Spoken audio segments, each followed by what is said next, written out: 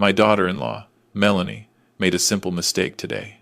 She handed me the wrong lunchbox. It seemed like a harmless mix-up, the kind of thing you'd chuckle about later, maybe over some reheated casserole at a family dinner. But when my coworker, Ricardo, a man whose eyes had seen things in the dusty, forgotten corners of the world as a hospital supply tech that most folks couldn't even imagine, looked inside that innocuous blue box, he didn't laugh. He went utterly pale. The color drained from his face like water down a storm drain, leaving behind a stark, unsettling blankness. He looked me dead in the eye. His hands, usually so steady from years of inventory and precise distribution, trembling faintly as he held the small plastic pill organizer. "Art," he said, his voice a dangerous, low rumble that barely carried above the hum of the fluorescent lights in the break room of the distribution center. "Get your son, David, to the emergency room right now. Drop everything, just go." I was confused. "Why, Ricardo? What are you talking about? It's just a mix-up. He'll be fine." My brow furrowed, a 70-year-old's worry lines deepening. He didn't answer right away. Instead, with a practiced, almost surgical movement, he crushed one of the small white pills from the organizer between his calloused thumb and forefinger. It crumbled easily, turning into a fine, inert dust. He held it up, a grim, almost accusatory expression on his face. "Because," he said, his voice laced with an urgency that chilled me to the bone, "if he takes what's in this box, he'll be dead by the weekend." That moment didn't just scare me. It was a detonation. It destroyed everything I thought I knew about my family, about the carefully constructed peace I'd been clinging to since my Eleanor passed. My name is Arthur Peterson. Most folks just call me Art. I am 70 years old. By all rights, I should be retired. I should be living out my golden years with a cold iced tea in my hand, maybe fishing by a quiet lake up in northern Wisconsin, or puttering around the small cottage garden Eleanor and I had planned for our post-work life.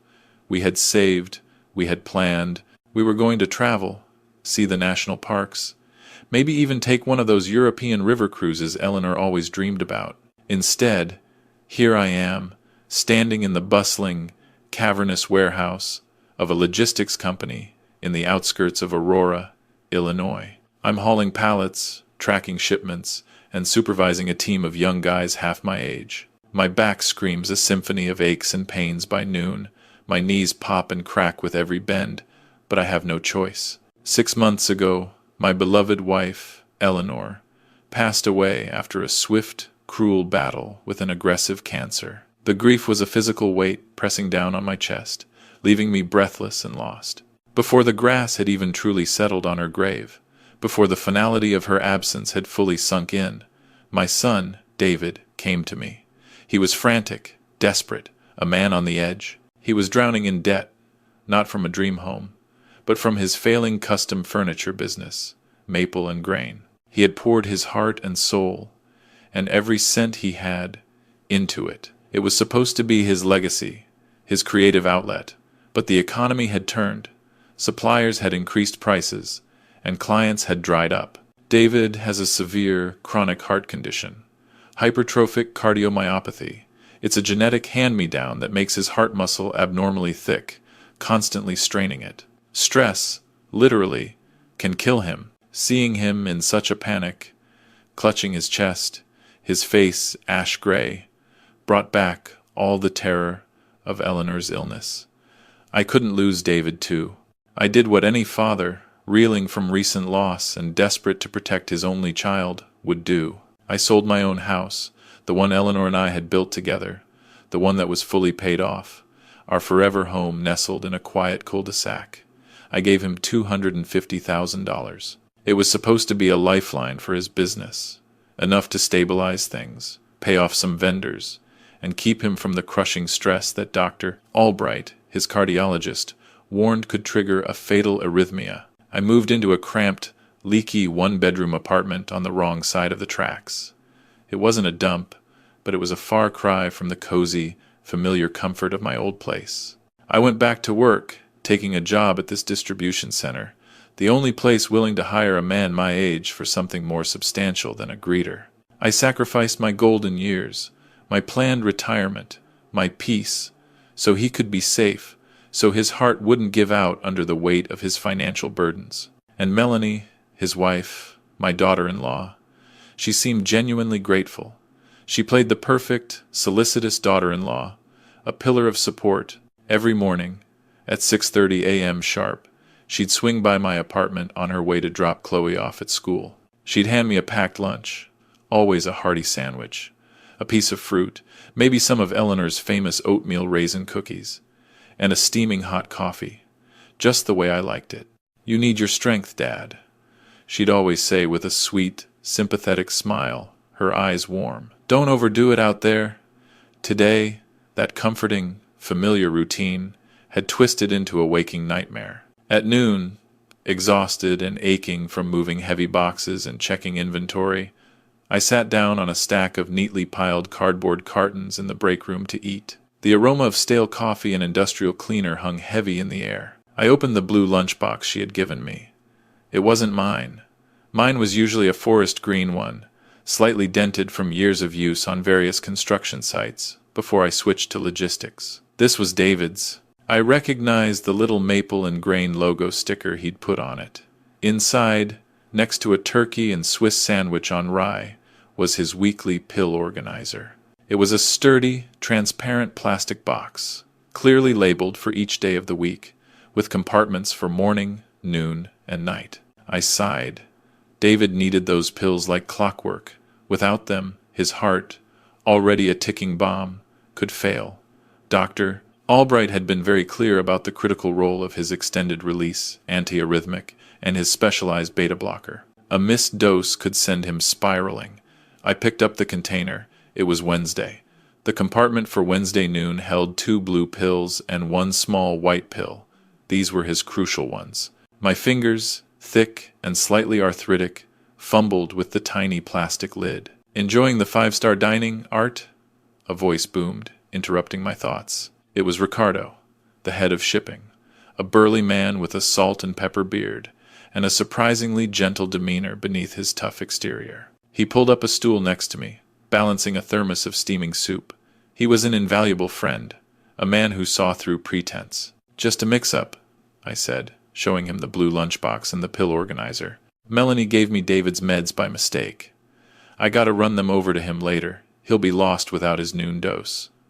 I tried to sound casual, but a vague unease was already swirling in my gut. Ricardo froze. His eyes, usually crinkled with good humor, narrowed slightly. He stared intently at the white pill in the Wednesday compartment. He didn't blink. "Let me see that, Art," he said, his voice losing its usual joviality, replaced by a sharper, more focused tone. I handed him the organizer. He took the white pill out. He sniffed it, a short, sharp inhalation. Then, from his pocket, he pulled out a small, utilitarian multi-tool. With a quick flick, a small, razor-sharp blade extended. He delicately scraped the edge of the white pill. It didn't snap or flake.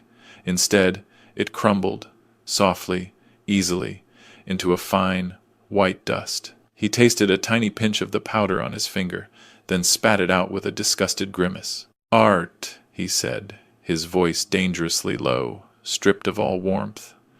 "What is your son taking?" "It's his specialized beta blocker," I said, trying to remember the complex pharmaceutical name Dr. Albright always used. "Extended release. It's for his heart condition." Ricardo looked at me, a flicker of genuine fear in his eyes. "I was a medical supply tech in a field hospital for 10 years, Art. I've handled hundreds of thousands of pills. Real beta blockers, especially the extended release kind. They're hard. They have a coating. They don't just crumble like this." He rubbed the dust between his fingers, a fine, almost talcum-like powder. This is compressed flour and sugar. It's a placebo, a fake." I laughed nervously, a short, sharp burst of disbelief. "You're crazy, Ricardo. Melanie picks these up from the pharmacy herself. She's meticulous with David's meds." "Then she's picking up lies," Ricardo snapped, his gaze unyielding. He grabbed my shoulder, his grip surprisingly firm. "Look at the texture, Art.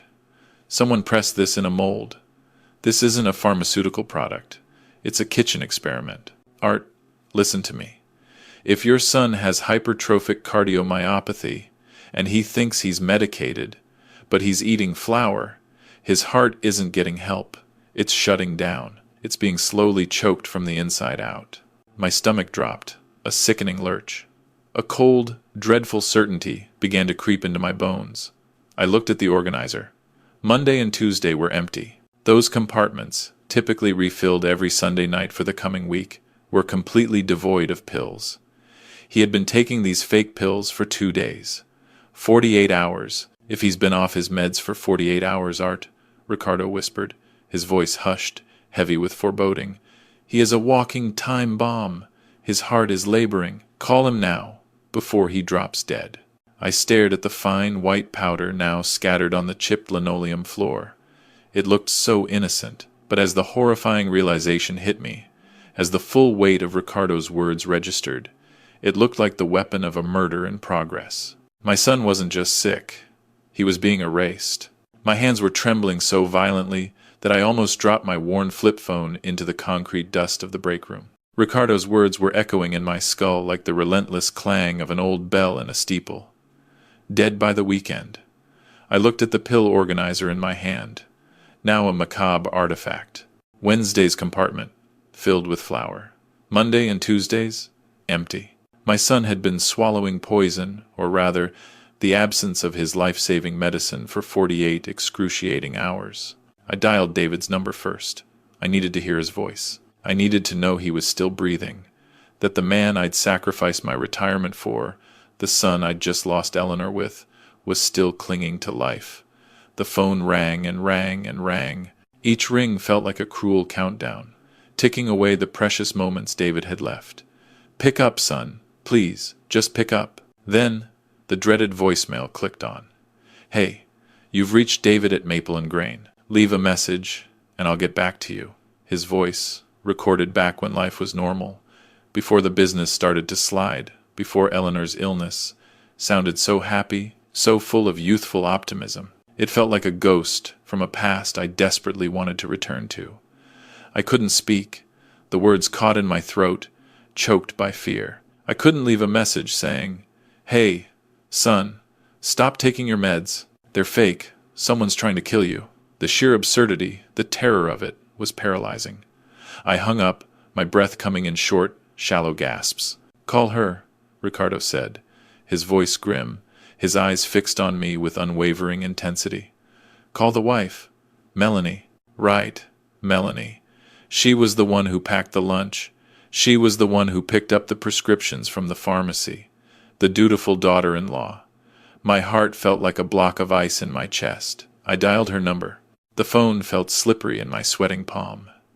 She answered on the second ring, her voice bright and cheerful, completely at odds with the terror freezing my blood.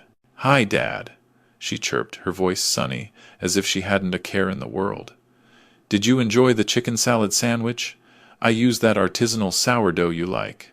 "Melanie," I choked out, my voice sounding wrecked, like I'd swallowed a handful of broken glass. "You sent me David's lunchbox." There was a split second of silence on the line, a sharp intake of breath so subtle I almost missed it. Then, chaos. "Oh my God, Dad," she shrieked, her voice shooting up an octave, frantic and terrified. "I am so sorry. I'm such an idiot. I realized it the moment I pulled out of the driveway, rushing Chloe to her piano lesson. I must have swapped them. I'm on my way to his workshop right now with his actual lunch. I am so sorry." She sounded perfect. She sounded exactly like a frazzled young mother making an honest, understandable mistake. For a heartbeat, I doubted myself. Could Ricardo be wrong? Was this just an old man's paranoia, fueled by grief and exhaustion? But then I looked down at the fine white powder staining Ricardo's calloused thumb. A stark, undeniable indictment. "Melanie, listen to me," I said, trying to channel the calm authority of the logistics manager I used to be, the one who navigated million-dollar supply chains and crisis management. "Ricardo is here. He used to be a medical supply tech in the Army, worked in field hospitals for years." I paused, needing to hear her breathe, needing to hear the truth in the silence. He looked at David's pills. "He says they are fake, Melanie. He says they are just compressed flour." The silence that followed was heavy, suffocating. I could hear the faint hum of traffic on her end, a world away from the desperate reality I was living. I waited for the denial. I waited for her to scream that Ricardo was crazy, that it was impossible. I waited for the panic of a wife realizing her husband was in mortal danger. Instead, she laughed. It wasn't a villain's cackle, not overtly sinister. It was a breathy, relieved chuckle, the sound of someone who had just narrowly avoided a catastrophic car accident and was letting out a pent-up breath. "Oh, Dad," she sighed, her voice smoothing out instantly, like silk gliding over glass. "You scared me half to death. Is that all? Oh, thank God. Is that all? Is that all?" I repeated, stunned, my voice barely a whisper. "Melanie, there is no medicine in these pills. It's flour." "I know, Dad," she said, her tone shifting to something confidential, almost conspiratorial. "I completely forgot to tell you. I've been so scatterbrained lately with Chloe's school play and the new fall collection for David's business. It's the new protocol." "What protocol?" I asked, looking at Ricardo, whose eyes had narrowed into dark, suspicious slits. He was shaking his head slowly, a grim certainty settling on his face. "Dr. Sterling," she said, rattling off the name with practiced ease. "He's the new specialist we're seeing. He's from the Mayo Clinic, top of his field. He believes David's body has built up a tolerance to his regular antiarrhythmics. They're just not working like they should." She spoke fast, confident, using medical buzzwords that sounded expensive and exclusive. "He wants to do a full system detox," she explained, her voice gaining an almost evangelical zeal. "He wants to flush David's system before starting him on a new experimental compound from a specialized Swiss bioclinic. It's called Cardioregenesis Protocol. It costs nearly $2,000 a month, but it could save his life, truly reset his heart." "But flour?" I stammered, still reeling. "Why flour?" Her voice dropped to a whisper, laced with a feigned concern that was almost convincing. "Because of David, Dad. You know how anxious he is. If we told him he was going off his meds for 5 days, he would panic. His blood pressure would spike, and the stress alone could trigger an event. So, Dr. Sterling prescribed a blind cycle. We give him placebos. We trick his mind into staying calm while his body detoxes. It's brilliant, really. Cutting-edge stuff." I stood there, a 70-year-old warehouse worker, covered in the dust of cardboard and the scent of industrial cleaner, listening to this sophisticated, almost futuristic explanation. Detox, blind cycle, Swiss bioclinic, cardioregenesis protocol. It made sense in a twisted, horrifying way. I wanted it to make sense. I desperately wanted to believe that the woman I trusted, the woman my son loved, wasn't actively trying to kill him. "You cannot tell him, Dad," Melanie pleaded, her voice dripping with concern, her performance flawless. "If he knows, the placebo effect stops, the anxiety comes back. You have to promise me. Secrecy is part of the prescription. His life depends on his calm." She sounded so protective, so loving, so utterly convinced of her own narrative. I felt a wave of shame wash over me. I had accused this woman of premeditated murder in my head. "Okay," I said, feeling foolish, feeling utterly out of my depth. "Okay, I promise I won't say a word." "Good," she said, the relief evident in her voice. "Just throw those away. I'll handle everything." She hung up. I looked at Ricardo. "It's a detox," I said, trying to convince myself, trying to latch onto any shred of plausible explanation. "New doctor, Mayo Clinic, placebo effect for anxiety." Ricardo stared at the crumbled pill on the floor, then looked at me with a mixture of pity and barely suppressed anger. "A detox for hypertrophic cardiomyopathy?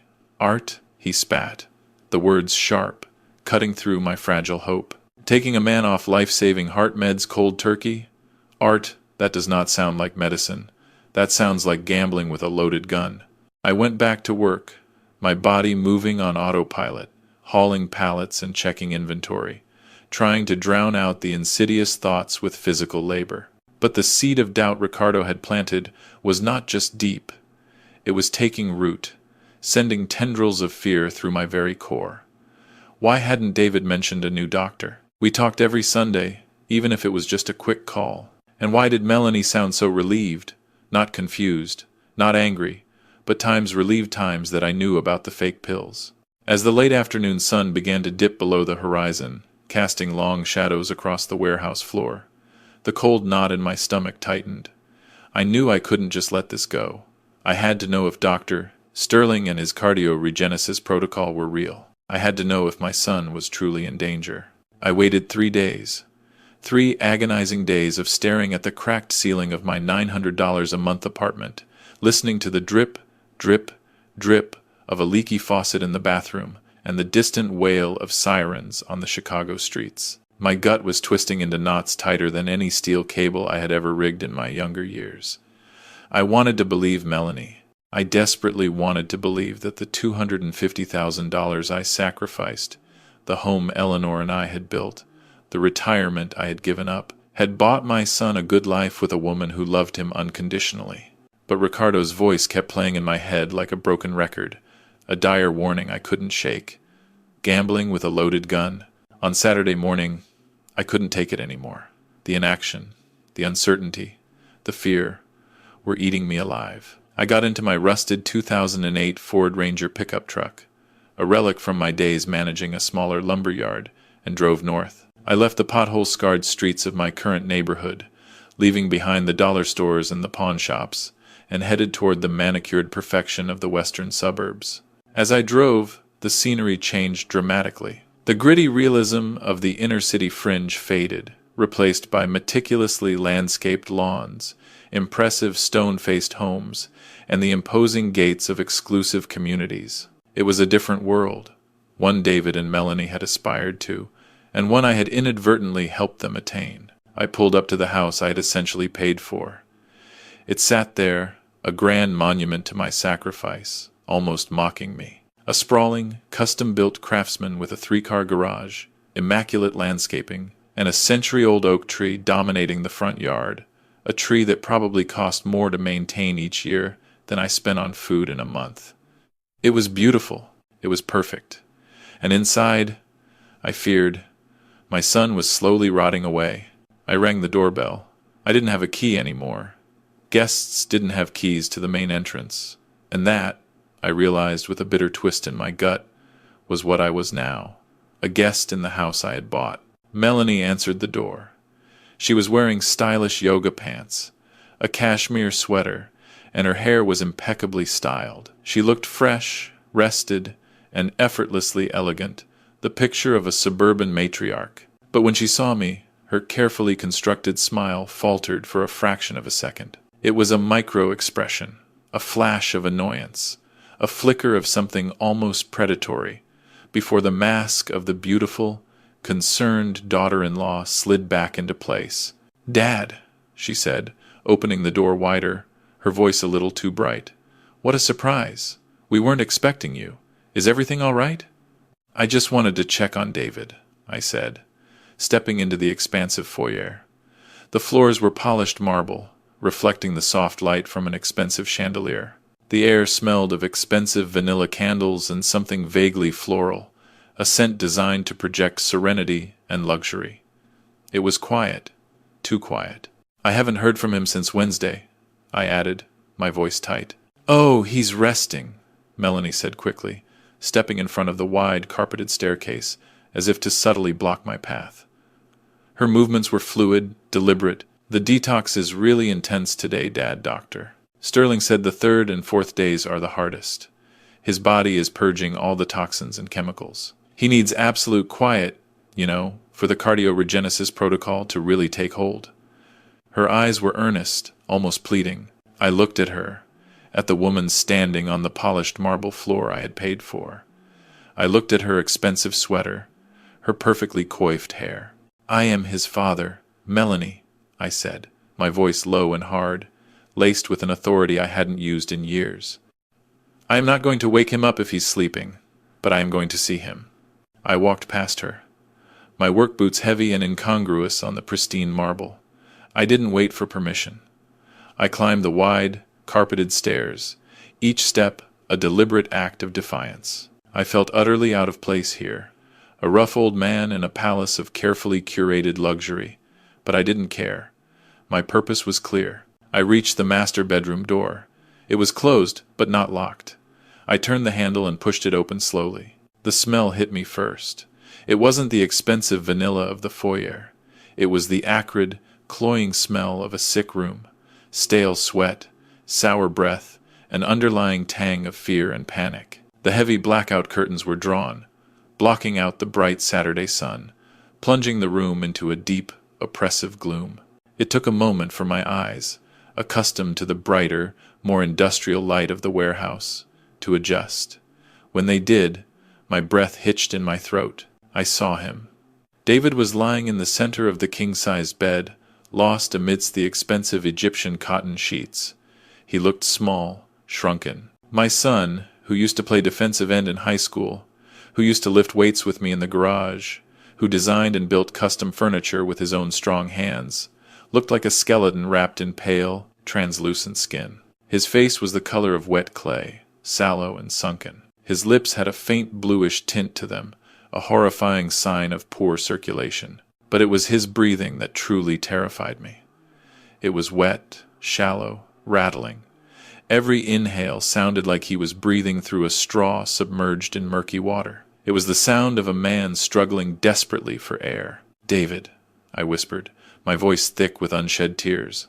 He opened his eyes. They were glassy, unfocused, barely registering my presence. It took him a long, agonizing moment to recognize me, his old man, standing by his bed. "Dad?" he wheezed, his voice barely audible, raw and ragged. I walked over to the bed, my steps slow, deliberate. I sat down on the edge, careful not to disturb him, not to jostle the bed. I took his hand. It was cold and clammy, like touching a fish pulled from icy water. I looked at his ankles, sticking out from under the heavy duvet. They were swollen, huge, puffy with fluid, distended, and alarming. I had seen that before on construction sites, when a guy got a heavy beam dropped on his foot, or in the logistics center when someone crushed a limb. But I also knew what it meant medically, a term Ricardo had explained to me once: edema. His heart wasn't pumping hard enough to circulate his blood. The fluid was pooling in his extremities, a dire sign of cardiac failure. He was drowning in his own body, slowly, agonizingly. "How are you doing, son?" I asked, trying desperately to keep the tremble out of my voice, trying to project a calm I didn't feel. "Tired, Dad," he rasped, each word a monumental effort. "So tired. Chest feels heavy, like there's a cinder block sitting on it." Melanie bustled into the room behind me, a glass of water with a slice of lemon in it clutched in her hand. "Oh, David, honey, you need to hydrate," she cooed, her voice dripping with exaggerated concern, a performance for my benefit. She set the water down on the nightstand and then, with deliberate, almost aggressive movements, adjusted his pillows, fluffing them up high around his head. She looked at me, her eyes wide and sad. "See?" she whispered, her voice conspiratorial. "The toxins are coming out. He's utterly exhausted, but Dr. Sterling said this is the breakthrough point. By Monday, he'll be a new man." I looked at David. He was trying to sit up to drink the water, but his hands were shaking so badly he spilled some down his chin. Melanie quickly wiped it away with a soft cloth, shushing him gently, like a baby. It looked caring. It looked tender. But to me, watching my son wither away while she spoke of toxins and breakthrough points, it looked like torture. I needed to know. I needed to be sure. I remembered the lie she had told me on the phone. Dr. Sterling, the Mayo Clinic specialist. "David," I said, leaning in close, my voice low, hoping to bypass Melanie's watchful presence. "I wanted to ask you something." Melanie stiffened. I could feel her eyes boring into the back of my neck, a silent, venomous warning. "Dad, let him rest," she warned, her voice tight. "He's too fragile right now." I ignored her. "David," I said again, my voice a little louder, "how do you like this new doctor, Dr. Sterling? Is he treating you okay?" David frowned. It was a slow, painful movement of his forehead muscles, an exertion. He blinked, trying to process my words. "Who?" he whispered, his eyes still a little glazed. "Dr. Sterling," I repeated, enunciating clearly, watching his face intently. "The specialist from the Mayo Clinic. The one Melanie told me about. The one doing this detox therapy. The cardioregenesis protocol. David looked at me. Then he looked at Melanie, who was now standing rigidly at the foot of the bed, her hands clenched. Then he looked back at me. The confusion in his eyes was total. It was genuine. There was no flicker of recognition. No dawning memory. "Dad, what are you talking about?" he asked, his voice momentarily stronger, fueled by sheer bewilderment. "I don't have a doctor from the Mayo Clinic. I saw Dr. Albright last month, like always. He's the only cardiologist I see. Who is Sterling?" The air left the room. The silence that followed was deafening, roaring in my ears, more profound than any noise. My heart hammered against my ribs, a frantic, trapped bird. There it was, the truth, naked and ugly. There was no doctor. Sterling. There was no cardioregenesis protocol. There was no system detox. There was no experimental drug from a specialized Swiss bioclinic. My son was not detoxing. He was dying. He was going into heart failure because he hadn't taken his life-saving medicine in 4 days. He was taking flour pills while his heart slowly, inexorably, gave up. I turned slowly to look at Melanie. She was standing at the foot of the bed, unmoving. The mask was gone. The worried, loving wife was gone. Her face was hard, angular, cold. Her eyes were narrow slits, like a predator assessing its prey. She was not looking at David. She was looking at me. And in that look, there was no fear. There was no apology. There was only a sharp, venomous warning, a clear message of malice. She stepped forward, her voice tight and controlled, a low, dangerous hiss. "David, honey, you're confused again," she said, her tone falsely soothing. "It's the brain fog. Dr. Albright referred us to Sterling. Remember? You signed the papers weeks ago, at his office. You just forgot, honey. It's a side effect of the withdrawal from your old meds, a temporary disorientation." She looked at me, her eyes daring me to speak, dared me to contradict her, dared me to cause the kind of stress that might just kill him right there and then, a convenient cardiac event. "Dad, stop confusing him," she hissed, her voice barely above a whisper, but vibrating with menace. "You're upsetting him. His heart rate is going up. Do you want to hurt him?" I looked back at David. He looked terrified. He was looking between us, trying to understand, trying to remember a doctor that did not exist. His breath was coming faster now, shorter, a panicked gasp.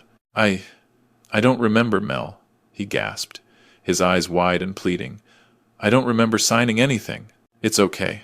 "Shh, it's okay," she soothed, stroking his damp, feverish hair. "Just close your eyes. Dad was just leaving. He didn't mean to scare you." She looked at me again, her expression colder than glacial ice. And then she did something that chilled me to the bone, a gesture of absolute ruthless command. She pointed at the door. It was not a suggestion. It was an order. "Get out." I stood up. My legs felt heavy, like they were encased in concrete. My hands clenched into fists, my nails digging into my palms. I wanted to scream. I wanted to grab her by her expensive cashmere sweater and shake the truth, the humanity, out of her. I wanted to expose her right then and there, but I looked at David. He was gasping, clutching his chest, his eyes wide with a mixture of confusion and raw fear. If I caused a scene now, if I started a shouting match, the stress really could kill him. His heart was hanging by a single, fragile thread. I had to be smart.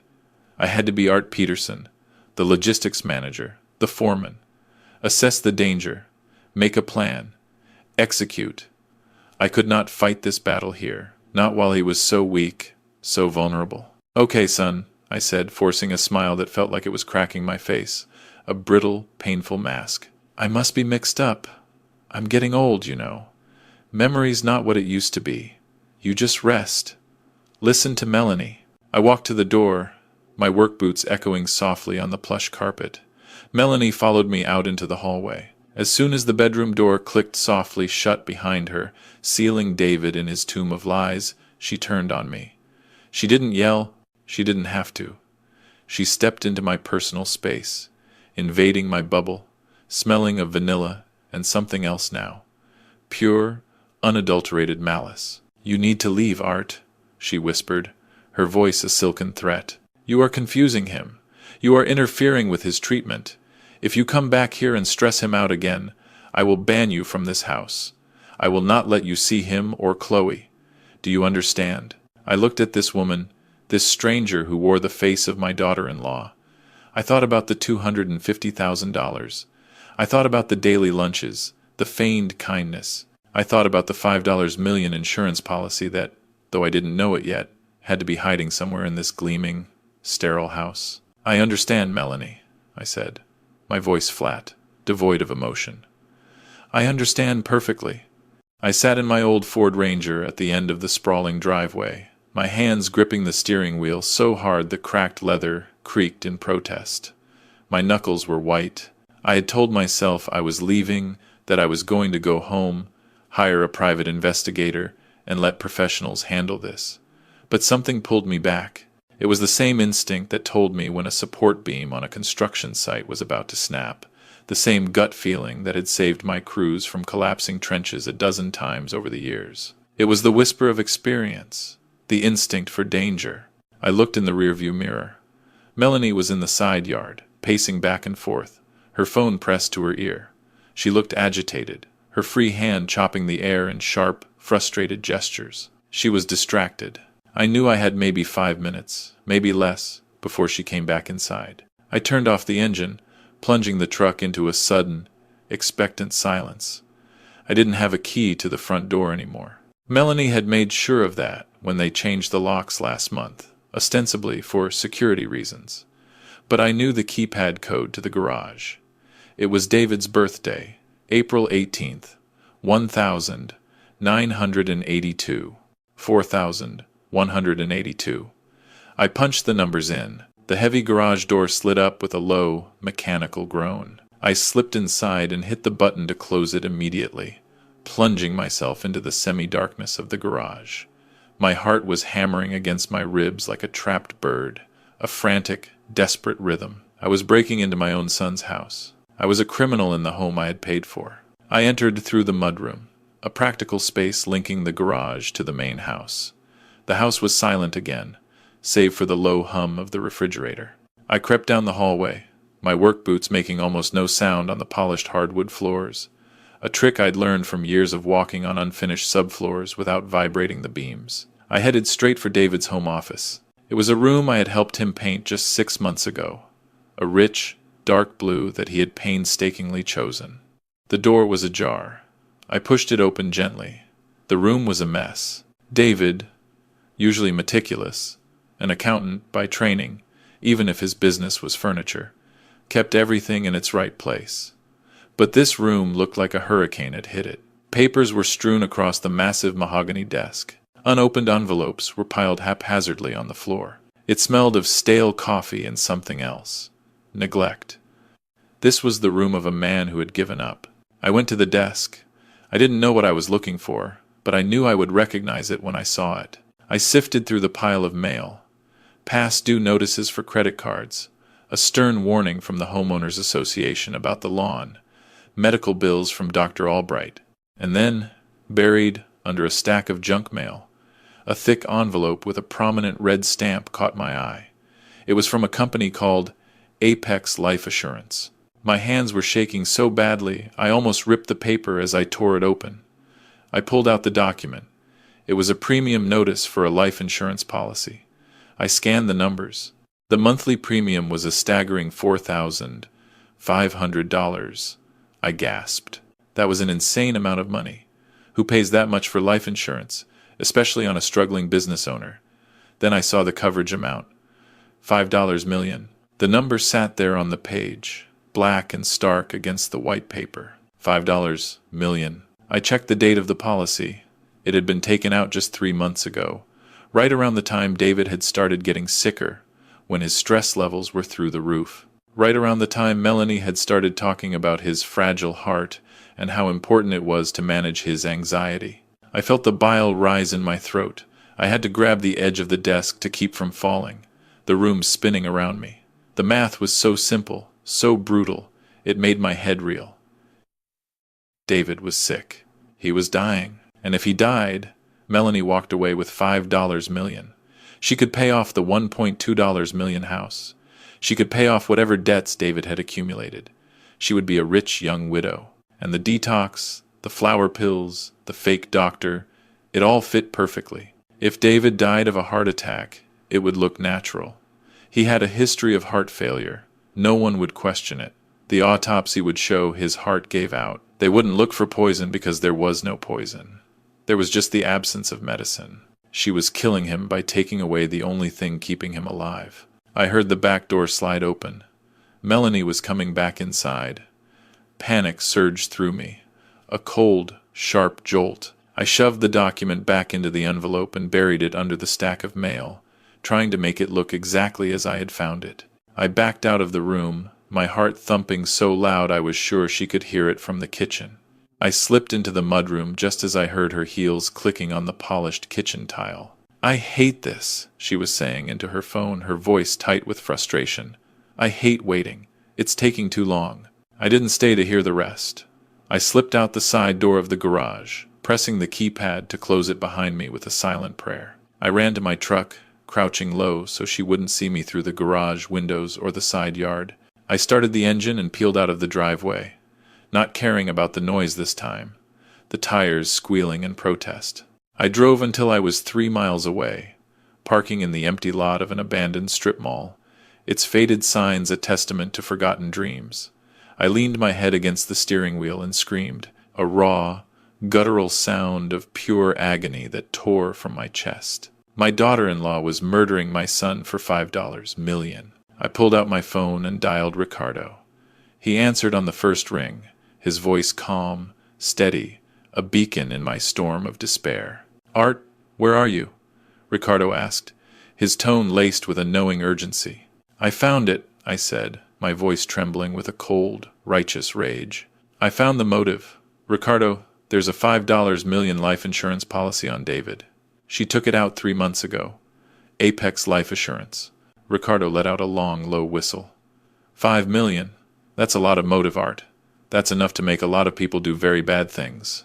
Very bad things indeed. "She's killing him, Ricardo," I said, tears streaming down my face, hot and stinging. "She's starving his heart to get the payout. She's going to let him die and then live like a queen on his grave. I have to go to the police. I have to tell them everything." "No," Ricardo said sharply, his voice cutting through my hysteria. "Art, stop. Listen to me. Do not go to the police. Not yet."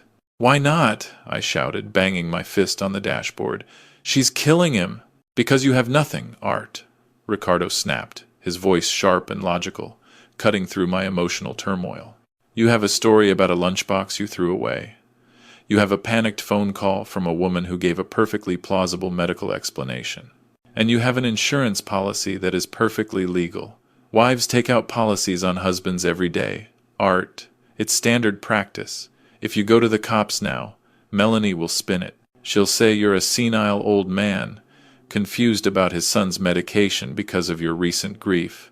She'll say the policy was David's idea, a safety net for his failing business. She'll say the flower was just a baking accident, maybe a playful prank that went wrong. And while the cops are writing reports and doing nothing, she will finish the job. She will make sure he takes the rest of those fake pills, and he will be dead before they even open a file." I slammed my hand against the dashboard again, the plastic groaning. "Then what do I do? I can't just watch him die." "We need proof," Ricardo said, his voice calm and cold. The voice of a man who understands the brutal realities of the world. "Real proof. Irrefutable proof. We need the real medicine." "What do you mean?"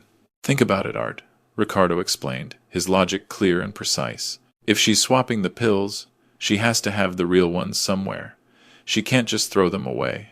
She needs to refill the prescription to keep up appearances at the pharmacy. She needs to show the pharmacy bottles if anyone asks, to avoid suspicion.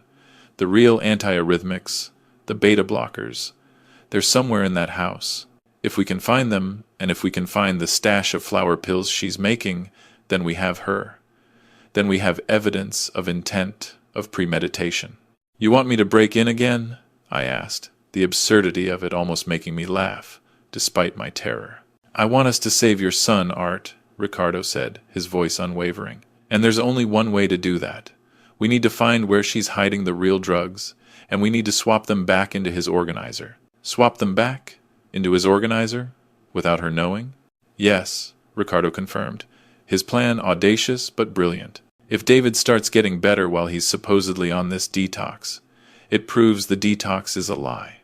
More importantly, it saves his life immediately. If he gets better, Melanie will panic. She will make a mistake, and we will be there to catch her.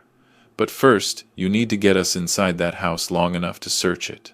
I thought about the house. I thought about the locked doors, the security system David had installed. I thought about Melanie's vigilant eyes, her sharp, calculating mind. I need a key, I said. I don't have a key. Then you need to get one, Art, Ricardo said. And you need to do it soon. Every hour that passes is another hour your son's heart is struggling to beat. You know her routine. You know her habits. Find a way, Art. Be the foreman. Solve the problem. I hung up the phone. I looked at my calloused hands.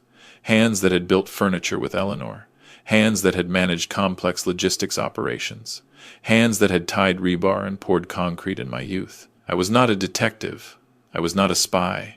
But for $5 million, my daughter-in-law had turned into a monster.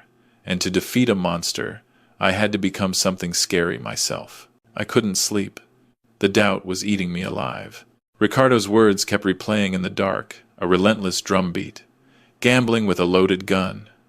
I needed to know the truth, the absolute, undeniable truth. I needed to talk to the one person who would know David's true medical history better than anyone else. I sat in my truck the next morning, Sunday, and called Dr. Albright, David's cardiologist for the last 10 years. My hand shook as I held the phone, the cheap plastic warm against my ear. Dr. Albright, I said when he came on the line, my voice strained. I'm Art Peterson, David's father. I'm sorry to bother you on a Sunday, but I'm confused about David's new treatment. New treatment? Dr. Albright asked, his voice professional but clearly puzzled. What do you mean, Art? The detox, I said, trying to sound as innocent and confused as possible. Did you refer David to a specialist from the Mayo Clinic, a Dr. Sterling? Melanie said you signed off on a placebo cycle to prepare him for some Swiss compound, a cardioregenesis protocol. The silence on the other end of the line was absolute, profound. Then, Dr. Albright's voice came back, sharp and alarmed, completely devoid of its earlier polite professionalism. Art, who told you this? Melanie, I whispered, my voice barely audible. Art, listen to me carefully, Dr. Albright said, his tone turning icy, almost accusatory. There is no Dr. Sterling. There is no cardioregenesis protocol. There is no detox protocol for hypertrophic cardiomyopathy. If David stops taking his antiarrhythmics and beta blockers, his heart will fail. He could die within days. This is not a treatment. This is negligence. This is criminal. I felt the blood drain from my face, leaving me lightheaded and weak. But the pills, she said. Rachel came into my office last Tuesday, Dr. Albright interrupted, cutting me off with a chilling finality. She picked up David's refill, a 3-month supply of his extended-release, antiarrhythmic, and his specialized beta blocker. The copay was $400. I handed the bag to her myself. She has the medicine, Art, the life-saving medicine. The phone almost slipped from my hand, my fingers suddenly numb. She had the cure. She had the life-saving drugs in her possession, and she was choosing to feed him flour. She wasn't just negligent. She was methodical. She was deliberately, coldly, meticulously murdering my son. Thank you, doctor, I said, my voice dead, hollow, devoid of any feeling. That's all I needed to know. I hung up. The grief was gone, burned away by a cold, hard rage that settled deep in my bones. I needed to get into that house. I needed to find those pills. But Melanie had changed the locks. I couldn't just walk in. I needed a key. I drove back to my miserable apartment, the anger a sharp, constant companion. I needed a plan, and I needed it fast. Melanie prided herself on being the perfect daughter-in-law, the ideal caretaker, effortlessly managing their pristine life. She loved to play the solicitous, concerned family member. I would use that against her. I would use her own fake kindness as a weapon. I set the stage. I pulled an old, worn heating pad out of my closet, one Eleanor used for her back pain, and threw it onto my lumpy mattress. I scattered some old painkiller bottles and a half-empty box of antacids on the nightstand. I messed up the sheets to look like I had been thrashing in pain. Then, with a theatrical sigh, I dialed her number. I closed my eyes and channeled every ounce of pain, every ache in my 70-year-old joints, every bit of weariness from my long shifts. "Melanie!" I wheezed into the phone, letting a small, pathetic whimper escape. "Dad, what's wrong? Are you okay?" she cried, her voice thick with performative sympathy. "I fell," I gasped, clutching my back for dramatic effect. "At the warehouse. My back. I can't move. I'm stuck in bed. Haven't eaten all day." "Oh, no!" she cried, a perfectly pitched sound of distress. "Do you need an ambulance, Dad? I can call 911 right away." "No money for that," I groaned, a touch of self-pity coloring my voice. "Just, could you bring me some soup, please? I'm starving." She took the bait, hook, line, and sinker. "I'm on my way, Dad. Stay right there. Don't you move." 30 minutes later, she was in my dump of an apartment, bustling around like Florence Nightingale in a beige trench coat. She set her expensive designer handbag, a sleek Italian leather tote that probably cost more than my monthly rent, on the rickety chair right next to my bed. "You poor thing," she cooed, touching my forehead with a cool hand, checking for a fever I didn't have. "I'll heat this soup up for you right away." She turned and walked to the tiny kitchenette, her expensive heels clicking softly on the worn linoleum. I heard the microwave hum to life. This was my chance. I sat up, ignoring the stiffness in my back, the genuine aches that always lurked beneath the surface. I reached for her bag. My heart was hammering against my ribs like a trapped bird. I unzipped the main compartment. It was a chaotic mess of designer makeup, crumpled tissues, and forgotten receipts. My rough, calloused fingers clawed through the clutter, searching for the cold bite of metal. I heard the microwave ding. Panic surged through me, a sharp, cold wave. I dug deeper, ignoring the revulsion of rummaging through her personal effects. My fingers brushed against a key ring. I grabbed it. It was heavy, a thick cluster of keys. I quickly separated them, looking for the one with the distinct blue plastic cap.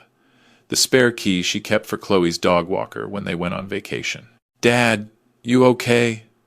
Melanie called from the kitchen, her voice a little too close for comfort. I froze, my hand clutching the key. "Just shifting," I groaned loudly, ripping the key off the ring with a painful wrench. I shoved it under my pillow, just as she walked back into the room. She was smiling, holding a steaming bowl of tomato soup. She looked at me, then at her bag.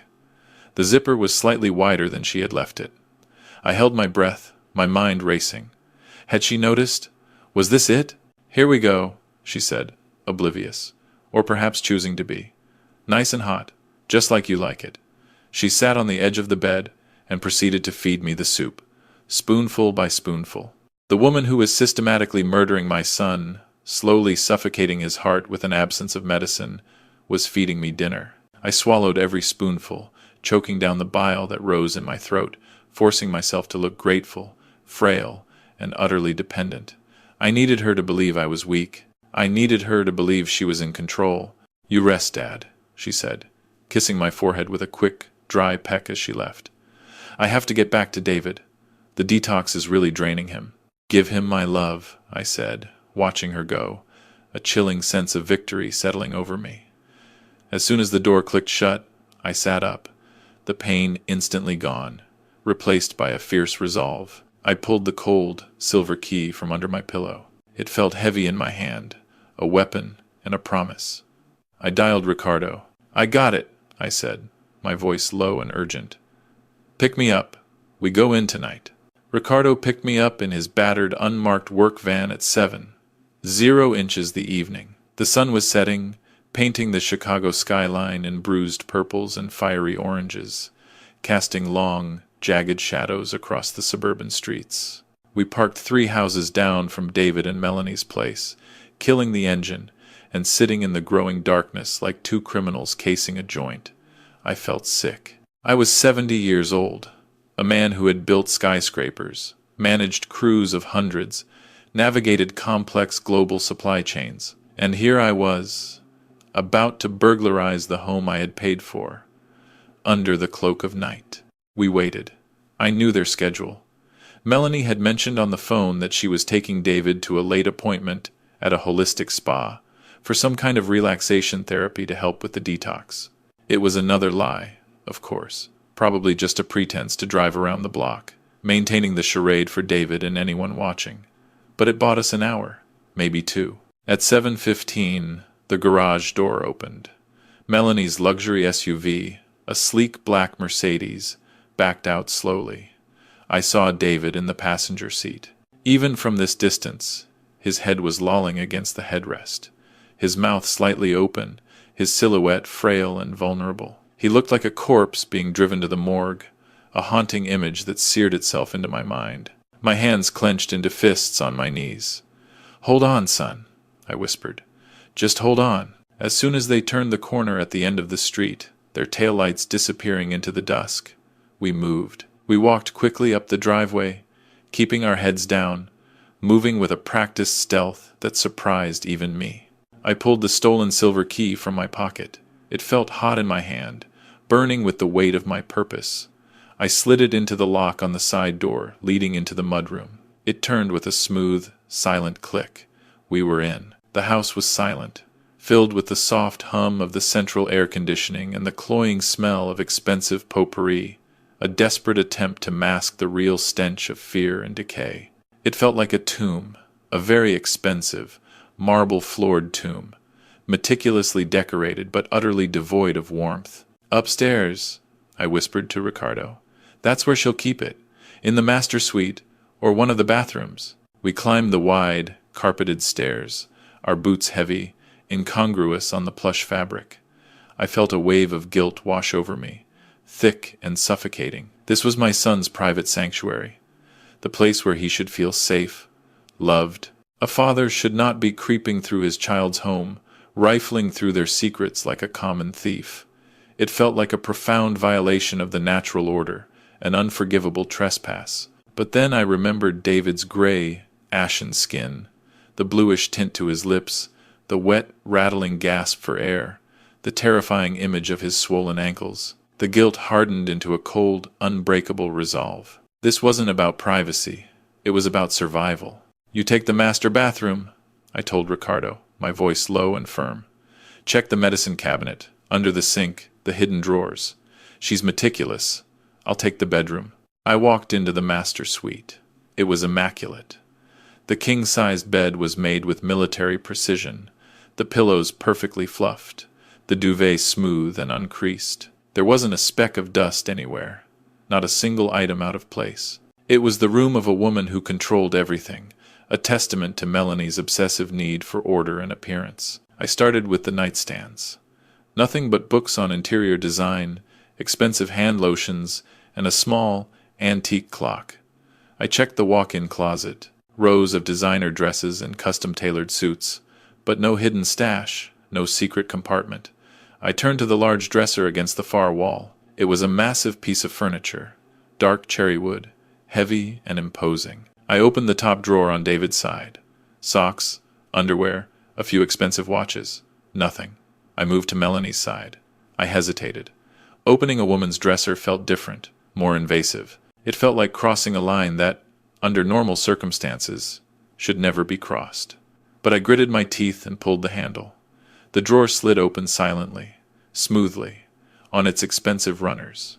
It was filled with silk and lace, lingerie, expensive, delicate things that probably cost more than my weekly grocery bill. I felt my face heat up with a flush of shame and embarrassment, a visceral discomfort. But I forced myself to look, to push past the societal norms. I ran my hands under the layers of fabric, feeling for anything hard, anything plastic, anything that shouldn't be there. My fingers brushed against something at the very back of the drawer, buried deep beneath a pile of satin slips and silk chemises.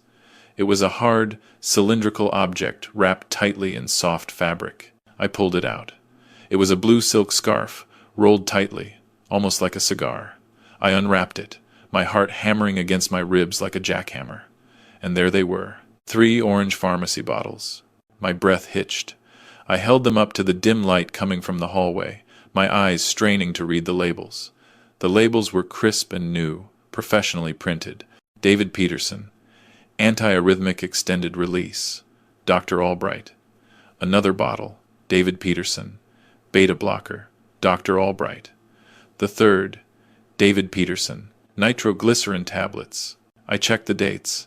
They had been filled 9 days ago, well before David started his detox. She had them.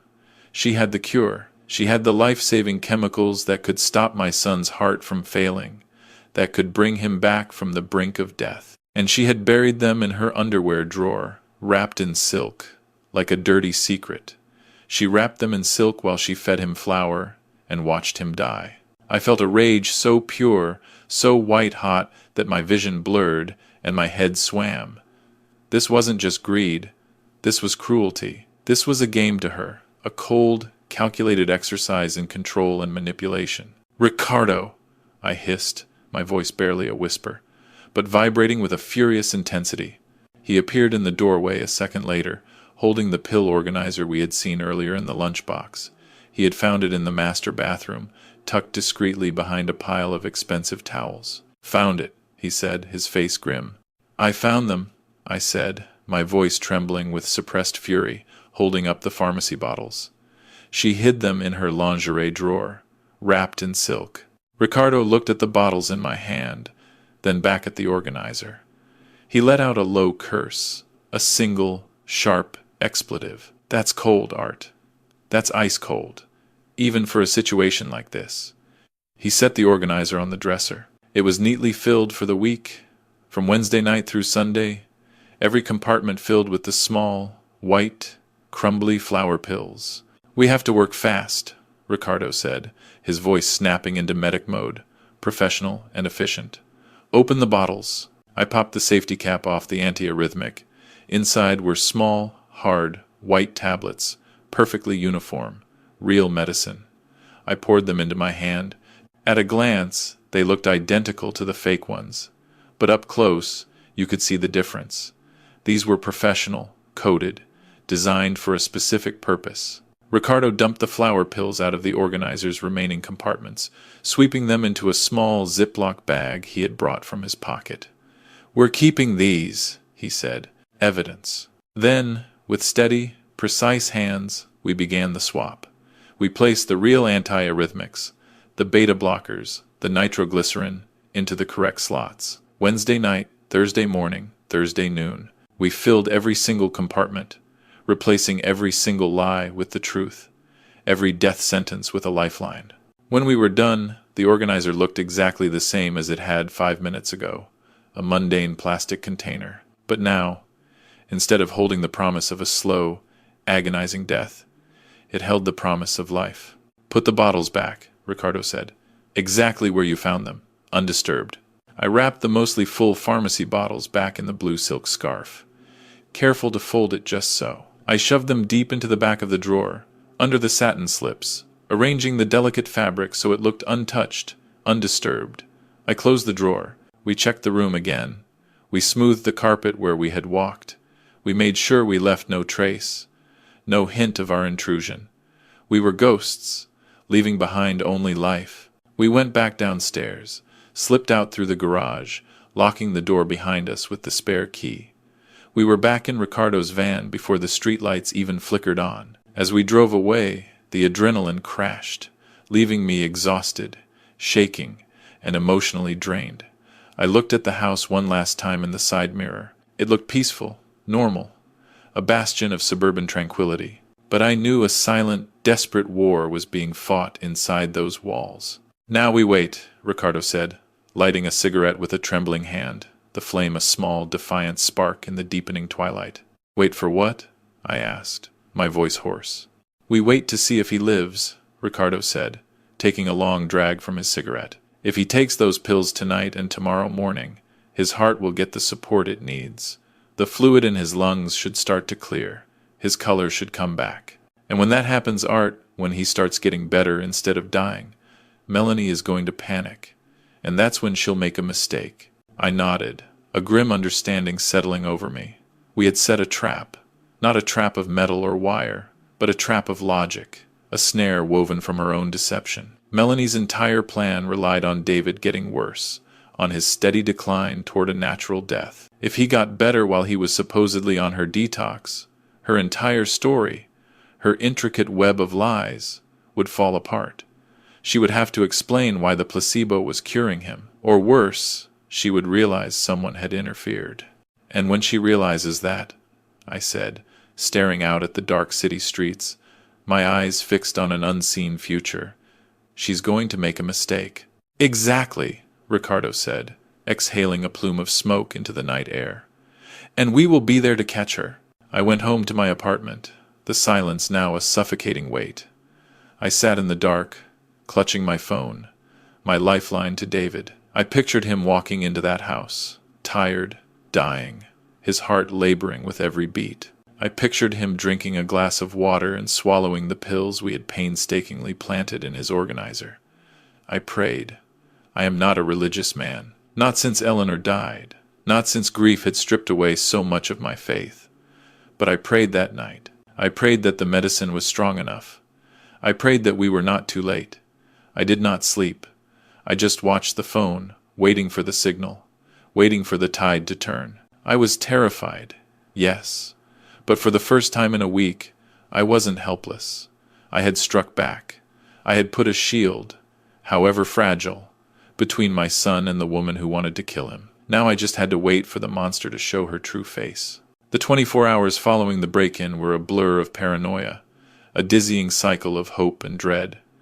I was back in my cramped apartment, but my mind was still in that bedroom, replaying every detail. Had Melanie opened the drawer? Had she noticed the bottles were shifted a fraction of an inch?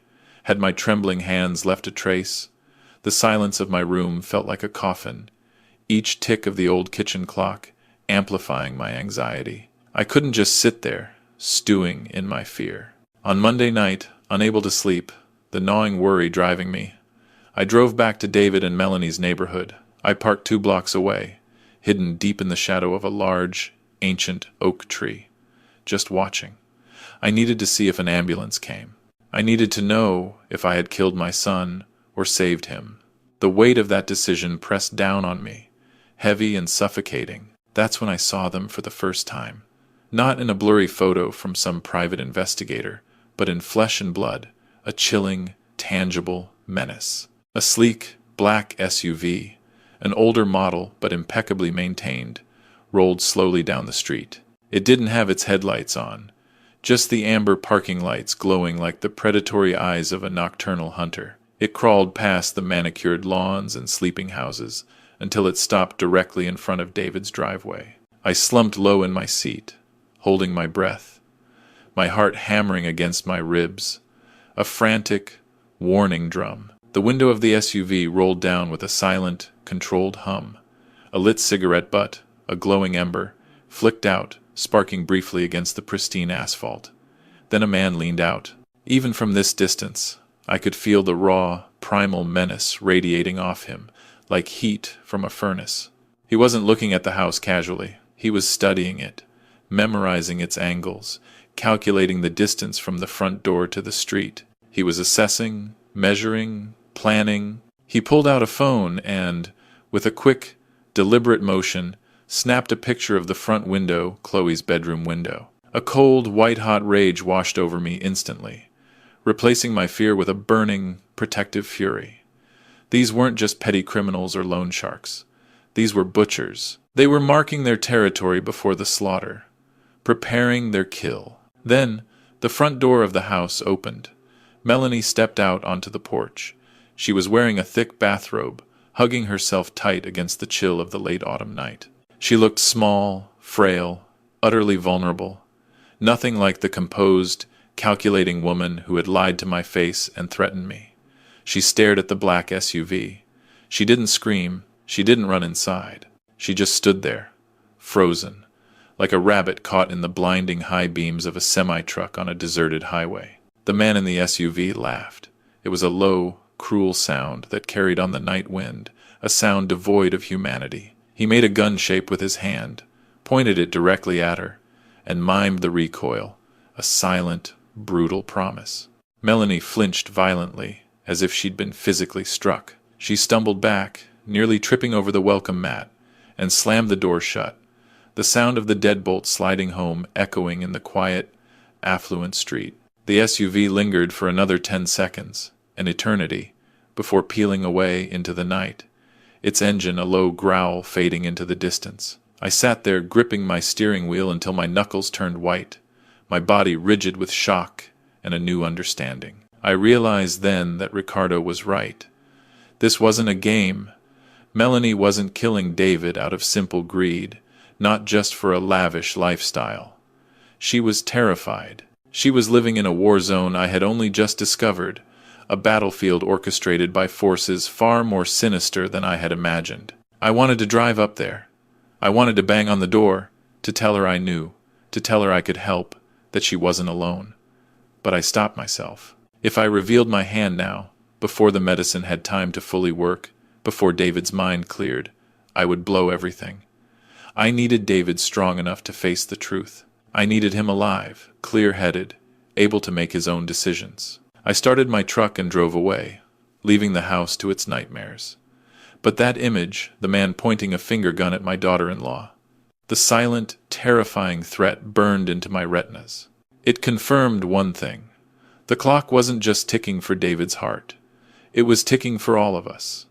And I was running out of time. The next 72 hours were a masterclass in psychological torture. I sat in my cramped, mildew-scented apartment, staring at the peeling paint on the ceiling, waiting for my phone to ring, for some sign, any sign. I didn't sleep. I couldn't. Every time I closed my eyes, I saw my son's gray, ashen face. The image burned into my mind. I saw the fluid swelling in his ankles, the agonizing struggle for breath. I saw the fine white flower crumbling in Ricardo's hand, a symbol of the poison I had interrupted. I had played God. I had broken into a man's house and messed with his medication, a decision that could have irreversible consequences. Ricardo, with his years of medical experience, assured me that the antiarrhythmics and beta blockers would work fast, that they would dilate his blood vessels, drop the pressure on his struggling heart, and clear the fluid from his lungs within hours. But Ricardo was a medic in a war zone 30 years ago. What if we were too late? What if the damage Melanie had inflicted, the deliberate deprivation, was already permanent? What if, by the time I swapped those pills, David's heart was already too far gone to be saved? I jumped every time a siren wailed outside on the Chicago streets, my heart seizing up, terrified it was an ambulance racing toward the suburbs, terrified that Melanie had found the real pills and flushed them, that she had uncovered my intervention, terrified that I would get a call from the coroner instead of my son. Wednesday afternoon arrived like a slow, agonizing execution. The silence in my apartment was deafening, pressing in on me. I was pacing the floor, wearing a path in the cheap linoleum, counting the cracks in the tiles, anything to keep my mind from snapping. Then, at 2:14 p.m., my phone buzzed. It vibrated against the nightstand like an angry hornet, a sudden, jarring sound in the oppressive stillness. I stared at the screen. David. My breath caught in my throat. I reached out my hand, trembling, my fingers hovering over the green icon. This was it. This was the moment I found out if I was a savior or a failure. I slid my thumb across the screen and brought the phone to my ear. "Hello?" I said, my voice barely a whisper, bracing myself for a weak, rasping whisper. I braced myself for Melanie's fake, sobbing voice telling me he was gone. "Dad." The voice that boomed through the speaker nearly made me drop the phone. It wasn't a wheeze. It wasn't the dry rattle of a dying man. It was loud. It was resonant. It was the voice of the defensive end I had raised, the boy who used to carry 80-pound bags of cement mix like they were pillows for my landscaping projects. It was the voice of the healthy David I remembered. "David?" I asked, sinking onto the edge of my lumpy mattress because my knees suddenly felt like water. Is that really you?" "You are not going to believe this, Dad," he said, and I could hear the grin in his voice, the sheer exuberance. I could hear the oxygen filling his lungs, the vitality coursing through him. I feel incredible. I mean, absolutely incredible. What happened? I asked, playing the part, though my heart was soaring, a glorious phoenix rising from the ashes of my fear. I woke up this morning and it was like a fog had lifted, he said, the words tumbling out of him in a rush of pure adrenaline. That heaviness in my chest? Oh, gone. Completely gone. The swelling in my legs? Gone. I can actually see my ankles again, Dad, for the first time in weeks. I actually walked Chloe to the bus stop this morning, a good half-mile, and I didn't even get winded. I didn't even have to stop. I closed my eyes, a wave of profound relief washing over me. So powerful it made me dizzy, almost nauseous with the sudden release of tension. It worked. The real medicine, the chemistry I had smuggled into his drawer like a thief, was coursing through his veins. It was doing what it was designed to do. My son was alive. That's wonderful news, son, I said, my voice thick with an emotion I desperately tried to hide, a mixture of joy and profound weariness. It's this detox, Dad, David continued, his enthusiasm bubbling over, a fountain of renewed life. Melanie was right. I doubted her. I admit it. The first few days were hell. I felt like I was dying, honestly. But she kept saying it was just the toxins leaving my system, just the cardioregenesis protocol kicking in. And she was right. Dr. Sterling is a genius. My body just needed a hard reset. I feel 10 years younger. I even mowed the lawn this afternoon, Dad. Can you believe that? I pushed the mower for 40 minutes and didn't feel a thing. I felt a spike of cold anger pierce through my relief, sharp and unexpected. He was praising the poison. He was crediting the detox, the very lie that was designed to kill him, for his miraculous recovery. He was thanking the woman who had tried to stop his heart for the miracle I had delivered. That's amazing, David, I said, forcing my voice to remain neutral, masking the turbulent emotions raging inside me. And what does Melanie think? Is she happy? There was a pause on the line, a strange, hesitant silence that spoke volumes. Yeah, she is, David said, his tone shifting slightly, losing some of its manic energy, a hint of confusion creeping in. She's surprised. I think she's just in shock. She keeps asking me if I'm sure I feel okay. She's really worried I might be having what did she call it?